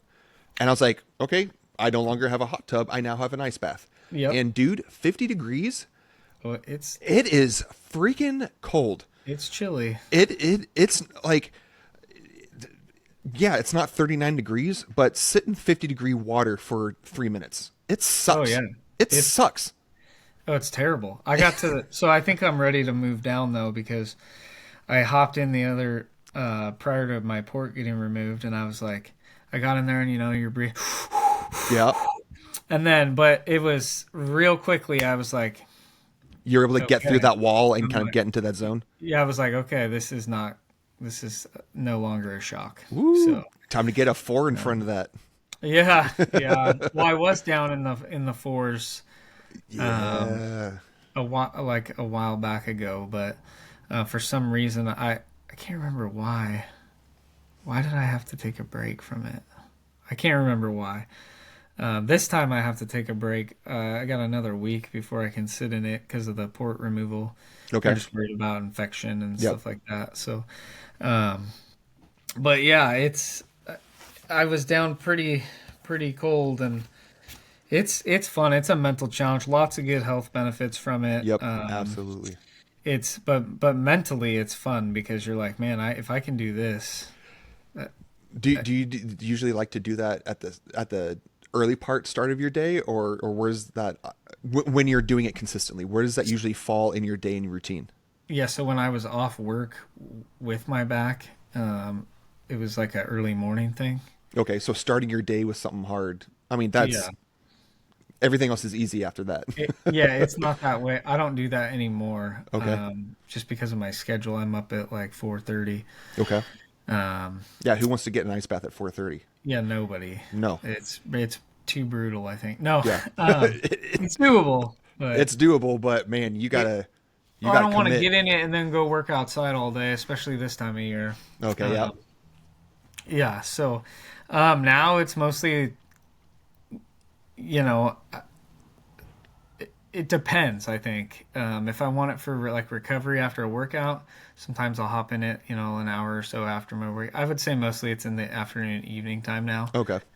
Um, there's really no routine anymore. I would say at least 3 to 4 times a week that I Okay. hop in there.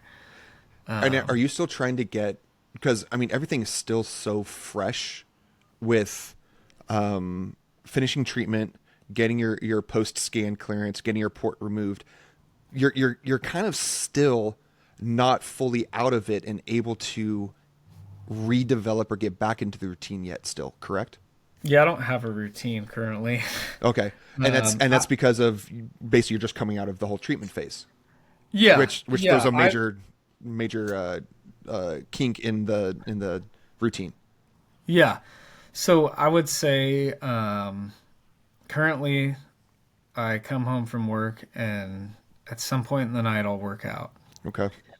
What I'd like to transition to, which I don't know if it'll ever happen, just schedule based with a child, is I'd like to get into bed earlier and wake up earlier and work out in the morning just so that it can be done Yeah. for the day. Because essentially, once you go to work and you come home and you're spending time with your family, and the more you let the day go by, the harder it is to get out there and work out. Yep. Um, Hands down. So Absolutely. if I can just get up and do it and be done, that's perfect for me. I just need to dig down and find that. I will say that I am trying to create sleep as more of a priority um, this go around in Mm-hmm. life because I do feel like, eating healthy, exercising, sleep is one that's most often overlooked. Yeah. And it is very, very important to sleep. Um, I would say that that is a large focus of mine.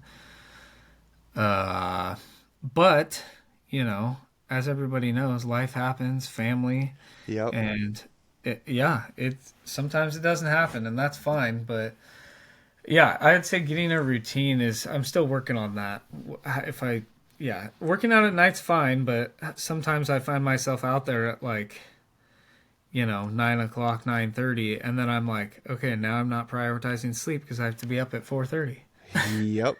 So we're still working on the balancing the routine act, but um, yeah, I would say it's just like at first it was just more of a process of getting back to work, and then that whole routine because that's a routine in itself.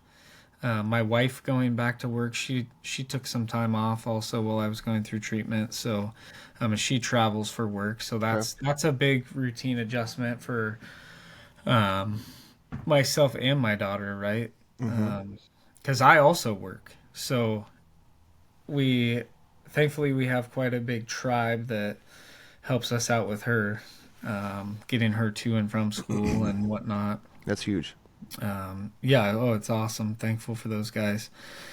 Um, yeah, we have a lot of family around, and it's an incredible help and a big blessing for us. But yeah, the routine is not there. It'll get there, but Yeah. Yeah. I mean, that's I I had some lower back issues come up about a year ago, so my ability to train and work out and stuff was hampered. And now that I'm on the treatment phase that I am right now, being on prednisone and stuff, I'm like 40, 50 pounds. I'm like 40 pounds overweight right now because of prednisone and some of the other medications I'm on. So I'm stoked to start weaning off of some of these things. But I mean, the thing that's awesome is that my back pain's gone. So I mean, that's a win. yeah, But yeah, the routine is a hard thing because I'm like you. I would rather get it out of the way first because then the rest of the day is a win. Because if I wake up late, go to work, come home, family and all that stuff, by the time I'm done with all that, I don't want to work out. I yeah, don't I don't want to do anything. I want to sit on the couch. I want to watch an episode of The Office and then I want to go to bed. Like yeah, I'm done. And so the battle for me has been for probably like the last year trying to get up to go to the 6 a.m. jiu-jitsu class at our gym. But then when the alarm goes off and it's dark out still, you're like, I don't want to do anything physical. I just want to go back to bed. It's dark out. This is not a time to be awake. for You sure. start making all the excuses and stuff, and so I totally get it, man. That's a hard battle to win. But like you said, once you can kickstart and initiate that routine, it's much easier to maintain it than start it. It's like weight loss. It's much Yeah. easier to maintain weight than to lose weight. It's much easier Mm. to maintain a routine than start a routine. So once you can start it, that's the hardest battle right there. Yeah. And so I'm with you trying to find the motivation or the tool or the mental trick to get It's me the to. discipline. Oh my It's the gosh, discipline. You it's gotta so have the hard. discipline. I mean, I'm That's dis. the biggest thing for me Uh, is like discipline is like I used to say, man, I don't have the motivation, but not like mm, lately, recently, I'm like, you don't have the discipline. motivation. Nobody needs motivation. You need the discipline. Hmm. And that's been the word that I've been using and sticking to lately is like anybody can find motivation or lose motivation but like discipline is it's a little more harsh on yourself, right? Because it like motivation's motivation, but discipline is I don't know, I feel like it's a power word, right? Oh yeah, You got to have the discipline to get up and do it. yeah, Um, and that for me is what I'm trying to dig deep and find is the discipline to stay. I got to be honest, I'm a foodie. So, for me, this whole like change in diet, like it's awesome, it's good. You feel good. But I like the taste of food. I think most people do, and I yeah. think I think that's where I try to remind myself, like, hey, we're not doing this for the taste, right? We're doing this for the health, for Hmm. the longevity. Right. Um, so I'm trying to find the discipline in the food, in the mental to wake up or to do it late night, and just the discipline to build a routine um, and stay there. I think the hardest part is staying disciplined Mm, and staying focused on your goals because it's easy to start. Okay, the hardest part is starting, right? right. Yeah. Um, and once you're started, you can, it's easy to fall off. Hmm. And then I'd say the hardest part is continuing the routine, right? The Mm-hmm. staying, again, I'll just beat the word, right? Staying disciplined to continue that routine and keep it going. Um, for me, is the hardest part. Like, look at this week, I fell off, Mm-hmm. right, of the working out. Mm-hmm. I got a couple walks in, maybe a couple miles, right, on the treadmill Mm-hmm. by the time I got home and it was dark. But I could easily see myself sliding into not doing it next week, Yeah. but can't let it happen Yeah. because then I'll get into a routine of, hey, then I'll just walk out into my garage and I'd be like, all right, why'd I spend all this money to stare at this equipment, Yeah. like, and part of the reason for the home gym was, and I wanted to build it during treatment because I was at a gym and I was like, man, this probably isn't the best place to be with a Yep. weakened immune system. Yep, for sure. So I did a lot of walking outside, but obviously life happens and we had to wait a little while to build it. But there's really no good time with kids to go to the gym. Yeah. So I was like, that was my biggest push was like, all right, well, if it's here, then I don't have to drive 20 minutes to get there, work out for, an hour, hour and a half, and then drive 20 minutes Yeah. to get It's home. hard, man. It's so hard though, because then it's there, and that almost becomes a battle in itself. Is because the I, w- convenience becomes a battle.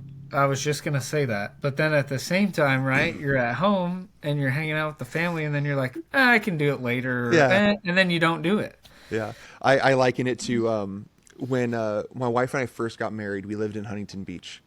Prior to us getting married, I lived inland by about 10 miles or so.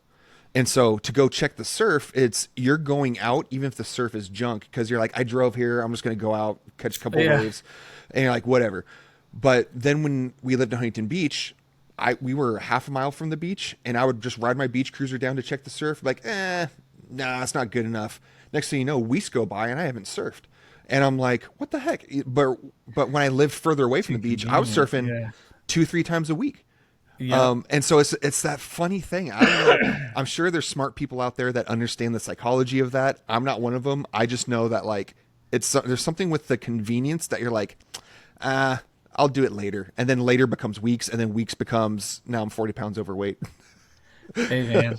Yeah. It is the convenience though, right? Of Yeah, like of having it so close, you're like, meh, yeah, next time, we'll do it tomorrow. yeah. Tomorrow, I'll wake up Yeah. early, and then you're like, no, I'm not. Yeah, um, the good thing right now is that my daughter is like, "Hey, Dad, you want to go work out?" And I'm like, oh, that's "Just rad. she's we got that little trampoline thing out there for Okay, that's called a rebounder. I don't know. It's been super popular on Instagram. People have been doing it. Um, they say that it has something to do of essentially before doing any study reading on it. It was for the lymphatic system, right? So the idea behind it is that your lymphatic system is a one-way circuit, okay, and so when you jump, it opens up the lymphatic system okay. and kind of gives it that refresh, like circulation or something. I don't Oh, know a ton interesting. about it, but people were doing it for the lymphatic system, and I was like, oh, this might not be a bad move for me, Right. like. And then I was asked my physical therapist. He's like, "Yeah, absolutely, do not jump on a trampoline right now. You're not quite there." But my daughter loves it, so she'll Yeah, go out there while I'm working out. She'll just jump away, that's and awesome. she's the one that gets me out there half the time. Like, "Hey, Dad, let's go work out." Like, okay, sweet. That's huge, man. And she That's loves huge. to try and ice bath and stuff like that. And Oh, that's hilarious. That's yeah, so so adorable. it's fun. It's fun right now, and hopefully she keeps me out there. So Yeah. What? Why? Um, because I've always not always, but I've had times where the motivation overrides the discipline many times. yeah, What have you been able to sit in understanding of what that's like in you or why that is in you of sometimes the motivation overrides the discipline, because I know that when I'm disciplined, I'm on, and then I get a good run going and maybe get a really good routine going, and then something happens that just knocks me slightly off axis, and then all of a sudden motivation just wipes out my discipline. Sometimes it's injury, sometimes it's time, but I don't know if it's a in me, because I know that everyone's going to be different to some extent. For me, the thing that I'm thinking is it gives me an excuse to justify failure. Because I think I'm so adverse and afraid of failure that if I have a built-in excuse of, oh, it's my back is hurt, back pain and back injuries are a legitimate excuse. I'm not trying to say, like, because I am coming off of back stuff as well, so I know that Yeah. that is a very real reason why routine falls off. Or I'll say, like, oh, I had a hard day at work, or whatever excuses we might throw out, justified or not. I think for me, it's that it gives me that built-in excuse of failure, that I can point to something else other than me, other than my discipline. Totally. What have you found? Or maybe this isn't something you've considered or thought about, but what is it that you found in you that makes it easy for you to, or justify going off of discipline? I don't know if this answers the question, but this is what I was thinking when you were talking. And it probably doesn't answer the question at all. But for me, like, are you asking? So I'll just skip that for a minute. No, Are you yeah, no, asking? no. Hit me with what your initial thought is, because that's more likely going to be where we need to go anyway. So hit me with what your gut. So for What, me, like this go around, everybody has excuses, right? And we all use them. mm-hmm. Guilty myself, right? More Yeah, times than not. Uh, and I've done that my whole life. Like I'll get into a routine and then boom, I'm off, and I'm off for a while, mm-hmm. and it's harder to get back to where you want to be once you fall off. Yeah, But for me, this go around is like it's a little more motivating, and I have to be a little more disciplined because if I'm not healthy physically and even mentally, then I can't or won't be here for my family, right? So, mm-hmm. like I have to be as healthy and disciplined and um, motivated, whatever word you want to use, Mm-hmm. as I can to be able to be here for my family. Because if I'm not healthy, then we're talking, I may not be here. Right. So then, so So, then what? So then, what stops you? Because that's what I see is, and this is in myself, and just based on what you just said, is there's this desire to do this thing of being healthy, being present, but there's something else that's in conflict with that for whatever reason, and I don't know I what that sense is, you. or why that is. So if the desire is to be disciplined, to be mentally and physically healthy, to be here for my family, why is it that we, and I say this Find generally, not big necessarily excuses. as an accusation to you, but more generally, because this applies to, I think, many people. Why is it that we then instead choose to do that thing that we don't actually desire? Because we're lazy. We're lazy. We lack discipline. Um, Yeah. I don't say we, me, right? So like this week, I was tired, straight up. I'm like, I'm Hmm. not working out tonight. I'm tired. That's weak. It's a weak Yeah. excuse. It's a Yeah. weak excuse. So then why do, because I do the same thing. Exactly what you just said. I do the exact same thing. So why does that become the the more important thing than the thing we really want and desire Man, of being that's a around good for our family? question. Like, and Man, that's the thing that's what making me pisses me think. off. So that's what pisses me off so much about myself, is because I know the thing I want to do. It's like, I'm not sure if you've got any religious background or anything like that, but there's this portion in biblical scripture where the Apostle Paul is writing, I do the thing I don't want to do, and I don't do the thing I need to do and want to do. And he's sharing this frustration with himself of like, I know what I need to do, but I choose not to do it.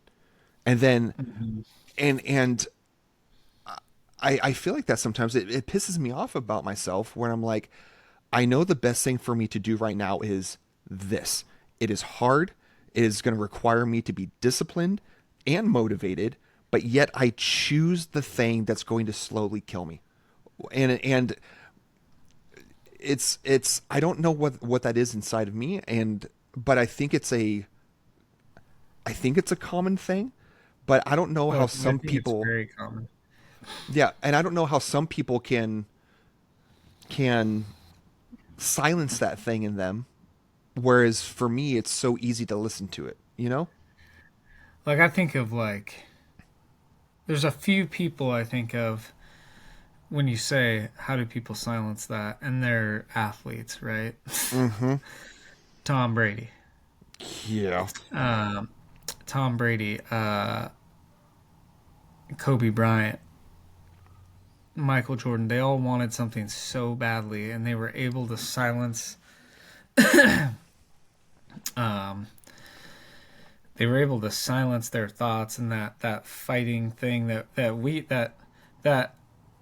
I'll say that that us, I don't Normals. know how to put it, us normal humans, yes, us unimmortals, right? Yeah. Um, that we fight that, Mm. and I don't know how they do it. It's like their desire to they just have that desire to be great all the time. Now, that being said, they're not great at everything, right? Right. Hyper e- focus.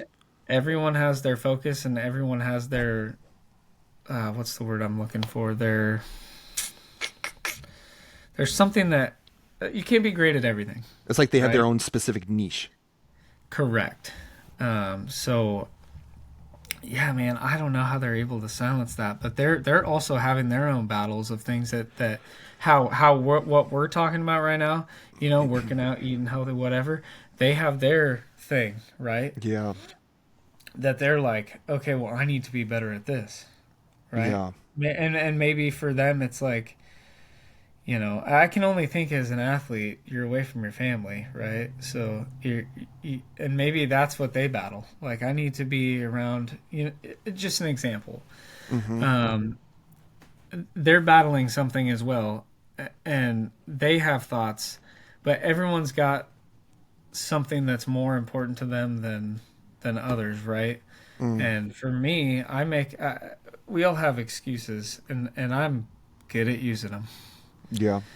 And for me, that's something that I'm trying to be, back to the word discipline, more disciplined about, is not using the excuses. And I don't know why it's easier to say, hey, I'm not going to work out tonight so that I can be here in 10 years. You know what Mm. Yeah. it just is easier. And for me personally, it boils down to laziness. Like, just Mm. don't be lazy. Mm. And straight up, it's way easier to be lazy than it is to do something hard. We all know that. Yeah. And so we use the excuse like, oh, well, I'm too tired to do this. But that's okay because I worked hard at work Mm. today. Yeah. I worked 2 hours of overtime or Yes. whatever it might So be. then it goes back to that quote I've seen is like, if you work, and trust me, I see these all the time, and I try to save them and remember them to motivate me. Mm-hmm. Because sometimes you do need that motivation, just that little kick to just get you there for the night or the day to get that workout in, right? It's not all Yep. about discipline, don't get me wrong. Right. Um, but it's hey, if you can go work 8 hours to build somebody else's dream, you can spend an hour or two building your dream before or after work, Yeah. right? So, it's stuff like that. Even I have to use, I have to read things like that to give me that little spark to get out there. It can't be all about discipline. And I said that word, and that's the word I'm trying to hone in and focus on and build routine. I think routine is very helpful, Mm-hmm. and right now I don't have that. Yeah. But I think routine is helpful in the discipline category. But yeah, you do have to have some motivation sometimes just to spark that flame and get that going. But it is very easy to just be like, nope, I'm too tired. And Yeah. then, hey, well, and like you said, I think this is what you're saying. It's like, well, I did this, so I can, I don't need to work out today because I worked hard over here or whatever. You're Right. fighting that. You have an excuse to where you don't need to do the thing you want to do, and it's easier to just, push it aside. Yeah. I think that's probably the big thing that I'm currently finding myself in is my routine is all jacked up. I used to have a really great, solid routine that was very beneficial for my mind, for my spirit, for my body. And back injury kind of threw off my discipline that was helpful for my body. Uh, Tiredness and medical treatments have thrown off my routine that's beneficial for my mind and spirit. And so I'm kind of in the same boat currently as you of trying to figure out. Um, I maybe the problem that I'm having is I'm always trying to look back, or I'm always trying to look of how do I get back to quote unquote when it was good instead of Yeah. adapting to the new normal. You know. Yep. Yep.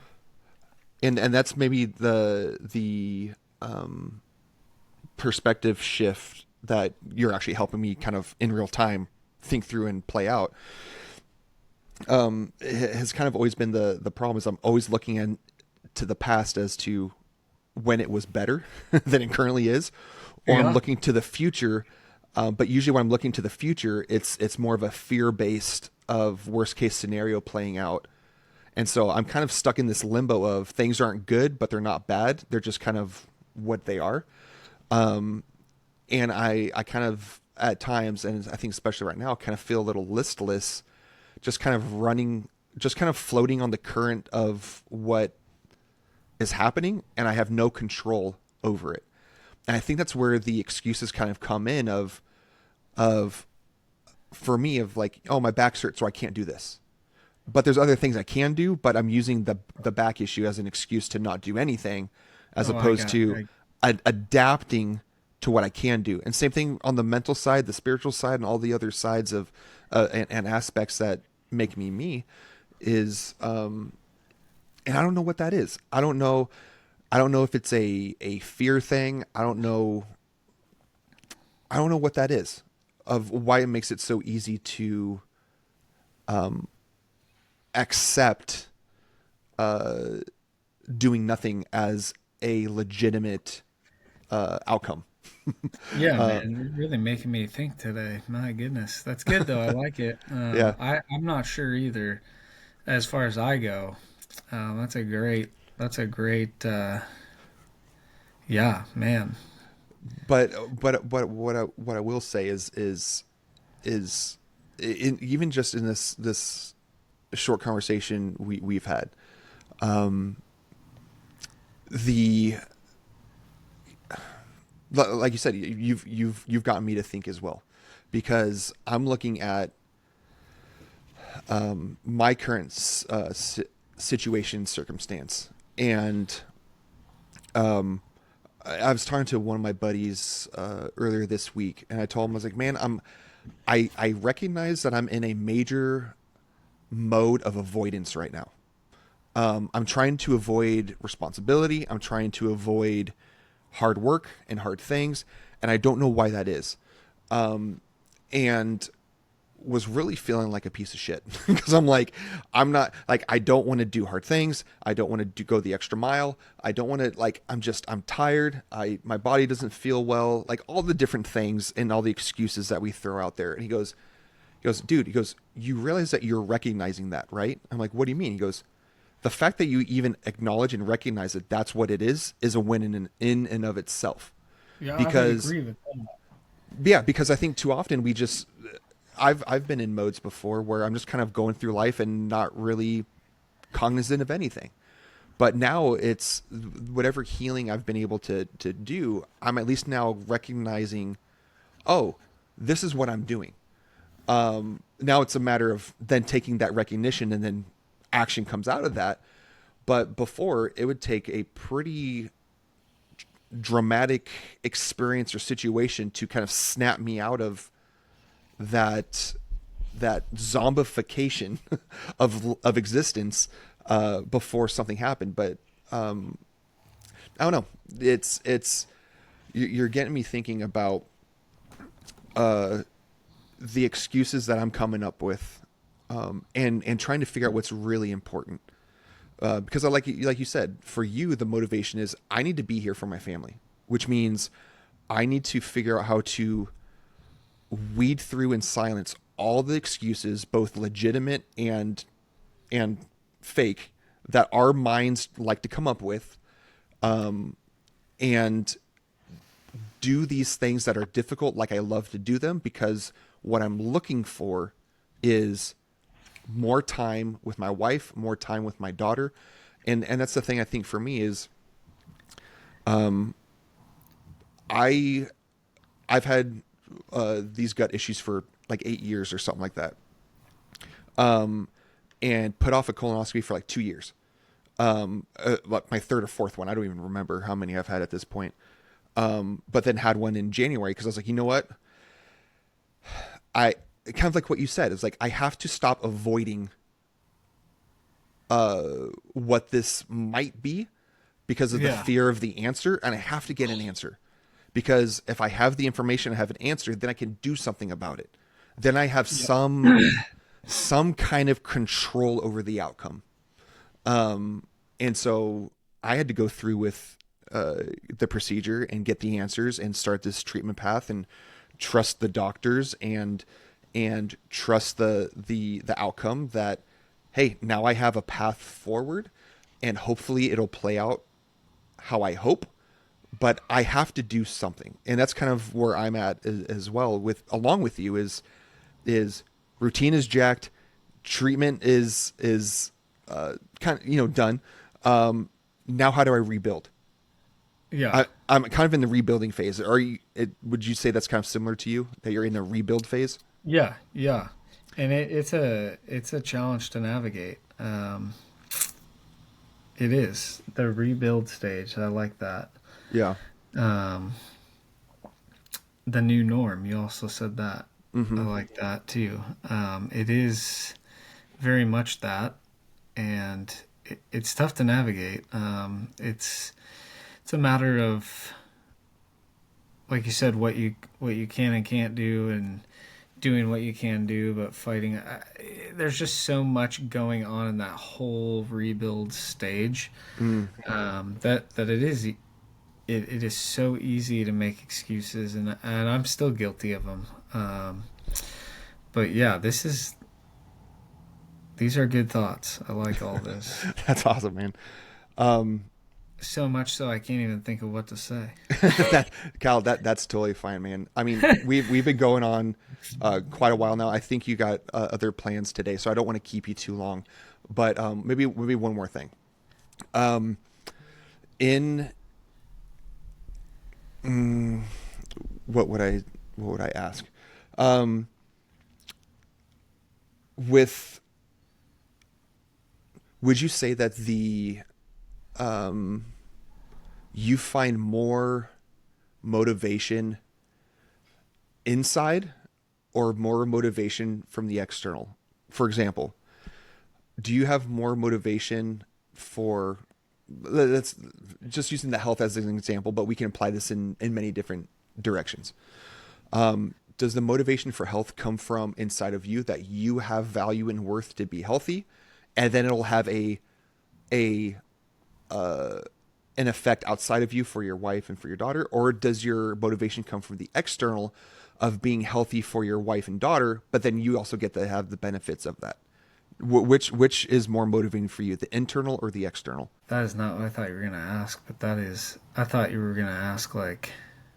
Anyways, that's tough. That's I would say, man, it's a mixture of both, in a sense, because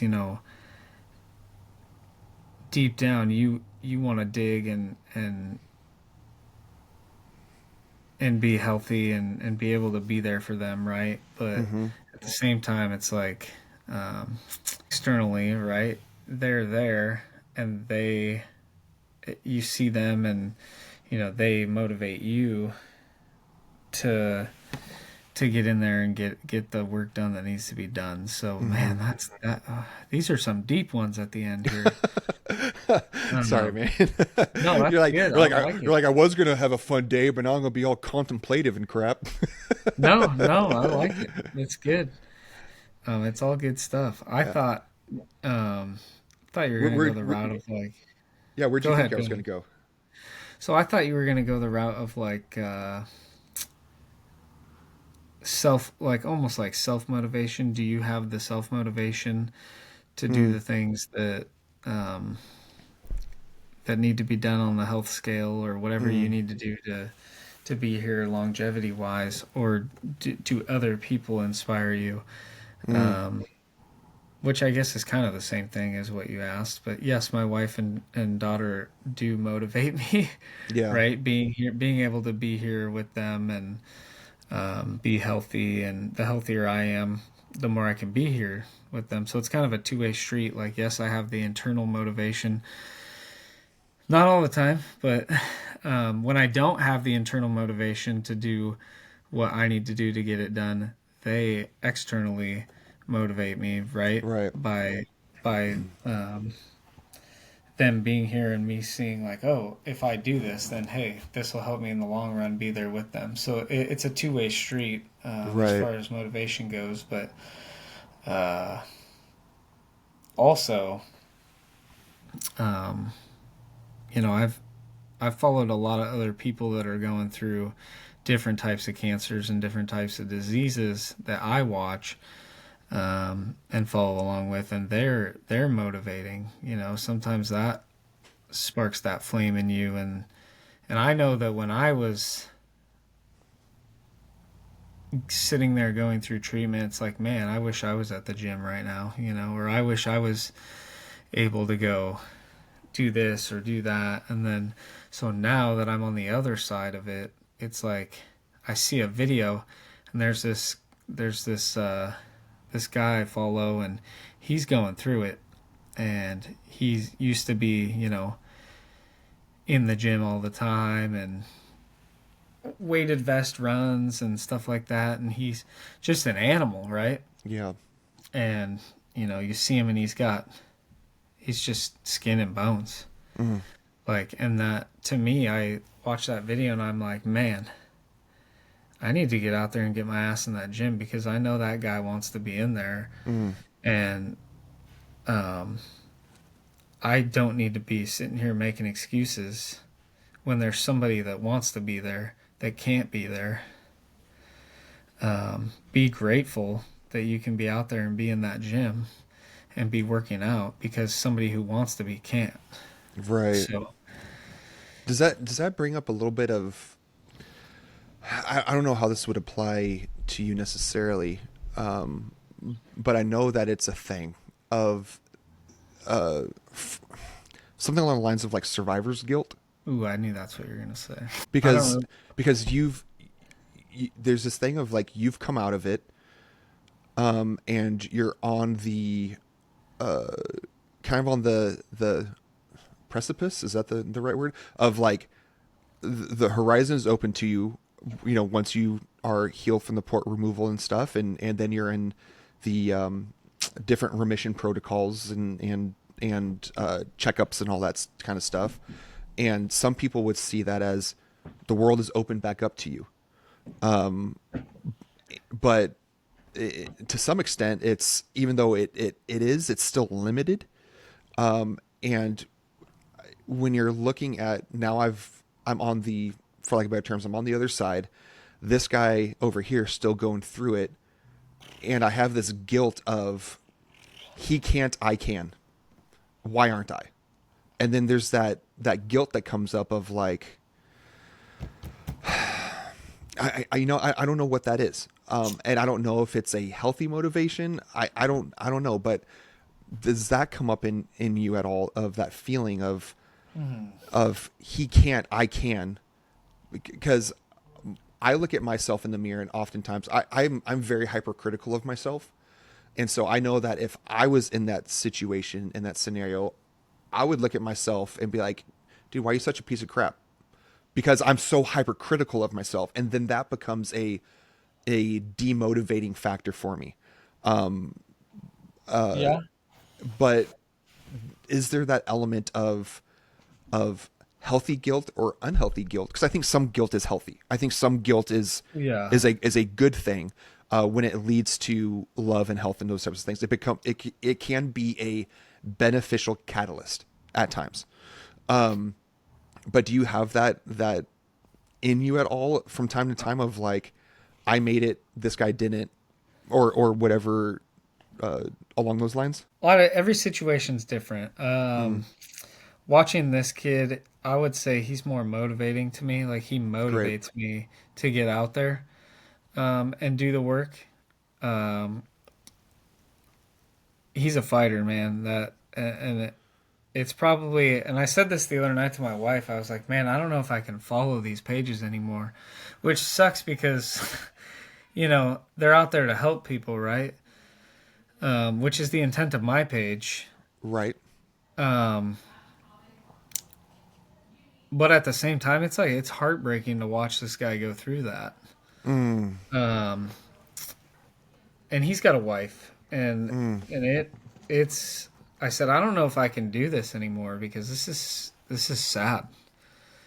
Is it because it brings up the potential realities for your situation, I, or that's not like that's not like the first thing I think about. I think it's okay. just sad to watch somebody that's so like I don't know. So he's motivating in different senses, right? Because Right. he was so motivating when he was in the gym and he's active and he's healthy, and then now he's just does not have the will to give up, Mm.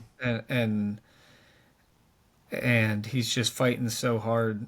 I got to be honest. I think they gave him like 3 to 6 months to live, Oh.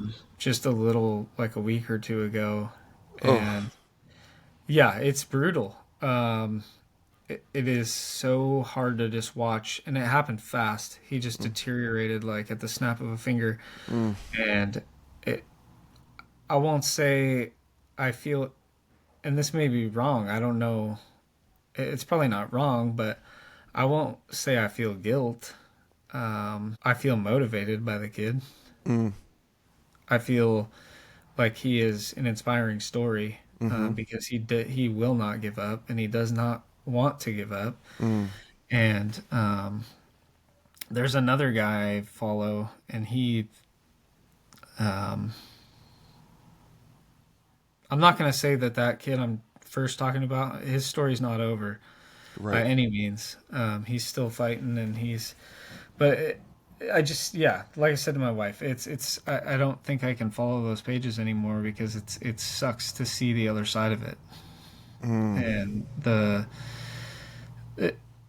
I even said, I was like, man, some people have it so much worse than me. Like, I need to be thankful and grateful for what I went through because it could have been so much worse.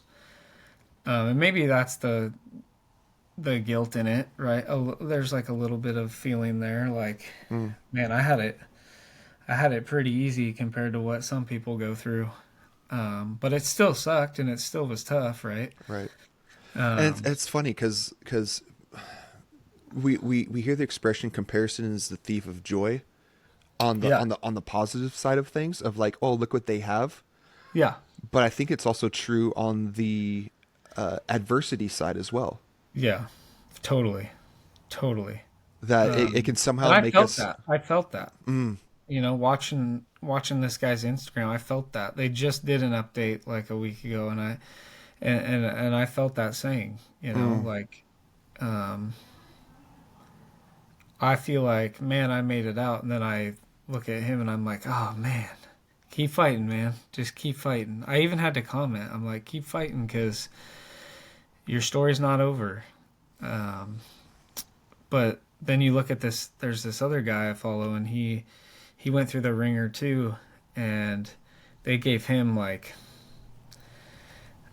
I think at one point he was like could barely walk, and they gave him like a couple days, Mm. and he got up out of his bed and he just started walking around the hospital and like fought like hell.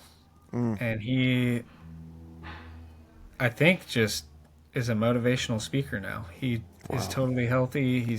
Yeah, he's flipped the script. So that's obviously not the case for everybody, but Right. I do think that the mind goes a long ways, and so does.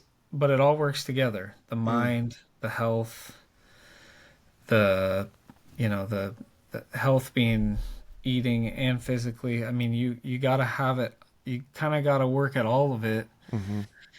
in order to fight that battle. Because you could be mentally there, but at the same time, if you're so out of shape and eating crappy, and I mean, it's going to be a harder battle for you than it is somebody that's willing to do the work to make it out. I don't know, but then there's cases. It's so tough because every situation's different, right? And then there's cases where, like the disease just takes over and you can't fight it anymore. Like you're trying everything you can, right? You got that go go go mentality, like I'm not giving up, Right. and then it's just yeah, I don't know. Every situation's crazy. Um, Yeah, a buddy of mine earlier this week told me he says, oh, here we go. Home is inside of you, and it's your job to build it. I like that. And it honestly kind of kicked me in the dick a little bit because I haven't been very motivated to do the hard work. Like, Yeah, yeah. just honestly, like to you know doing all these things, the mental work, spiritual work, physical work, eating well, taking care of your body, being a husband, being a dad, all of these things are hard things. Oh, And there's times when absolutely.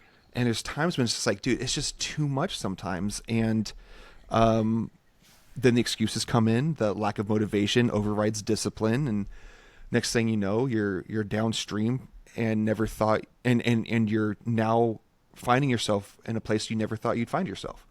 Yeah. Um, and sometimes those things are out of our control. Sometimes they're, there could, it's very possible that there could have been nothing that you could have done differently that would have changed where you find yourself currently. Yeah. Like, Totally. like it could have been, you could have done everything right, quote unquote, right, and still ended up here today in your second remission. Like, Oh, absolutely. and, Absolutely. and There's people out there, again, there's pages I follow where they're marathon runners or they're whatever, and there's a guy on um I follow this page. You'd probably see me wear their gear. I don't know if I can say their name. Um yeah, we can give them a shout out and send people over to them. yeah, so fuck cancer is Oh their yeah. yeah, so Yeah, you just um posted something the other day. You got like a flag or something? they sent me so they sent like a kit, basically fighter's edition. Oh, that's right. Yeah. Yeah, it was like a bag that they made with super cool, That's awesome. and with a bunch of gear in it. Yeah. So there's this guy that runs. He's on their page a lot, and he runs marathons and Ironmans, and I think he just did one, and he's fighting stage 4 cancer. Um, and what a motivation, right? And I don't know his whole story, but there are people out there like that are super healthy, and they still get hit with stuff like this. So Hmm. it's not to say, just like you said, you can be super healthy and do all the things right and um, still have an outcome like that. Yeah. So I think as long as people can find the right balance for them, Hmm. whether it be, eating, exercise, lifestyle, family time, whatever, as long as you can find the right balance for you, I think that's ultimately the most important thing Mm. is like finding that balance that keeps you healthy, happy, and focused, and be able to still spend time with your family, because you don't want to be doing all this stuff and then putting off people and things, and things like that. So I think it's really just comes down to balance. Mm. And there are certain things that you're going to want to be motivated more for than others. Like for me, I need to be a little bit, based off what the doctors told me, I need to be more motivated on um, eating right and healthy Mm-hmm. and exercise, stay lean. And so that is my focus right now, but Mm. still finding that balance to where it doesn't totally take over my life, Yeah. and still being able to, do fun things and hang out with family and friends, and Enjoy um, life. exactly, because yeah, and that's essentially what it is. And so like in this household right now, the big thing has become 80/20, Okay. right? For a lot of things. So especially food, right? Because it's like you can't just completely, I mean, some people can and some people do. You can't just completely go health nut, right? And just you got to go 80/20. If you're eating Yeah. healthy 80% of the time, there's going to be that 20% of the time, or 90/10, whatever you want to Yep. call it. Yep. Um, I know for me, when several years ago, I went ketogenic diet. The yeah, we one did thing, that. yeah, the one thing I wouldn't give up was chips and salsa. I was like, this is the one thing I need. Just scratch Yeah. that itch. Everything else I did flawless keto, except for that Yeah. one thing. I was like, I need that one thing, and that's what it Yeah. was. Yeah, we did that for quite a while. And to be quite honest, my wife is way more disciplined and better than I am when it comes to food. Well, we're foodies, man. We Yeah, exactly. we can't help it. Yeah, so, and we did keto for years. Okay. And then we had, a life event happen and fell off. And Mm-hmm. she's way better. Me, I'm not good at maintaining. I, I've Yep. fluctuated in weight my entire life. I'm a She, great starter. I'm the yeah, same way. same. Yeah. She is so good at maintaining that, and it's incredible. And It's kind of annoying. yeah, a little bit, yeah. I mean, because my 'Cause wife's the same way, dude. man, just give me some ice cream. You know what I mean? Right? Like, just let me have some ice cream. Man, can I go get a burrito? Come on. So yeah, it's But like I think that's the beautiful thing though is that you're saying is you got to find the balance. You got to be able to go up against the bumper rails a little bit, yep, and kind of eventually find that lane that makes sense for you and your family. And the thing that's always been hard for me is it almost seems like as soon as I find what that lane is and define it, something happens that changes it, and I'm not good at adapting. yeah, yep. I would say that I'm similar in that way. So then Um, maybe that's the homework for us then is to try to figure out that internal and external system or triggers that helps us uh, stay on path but be adaptable. yeah, I like that.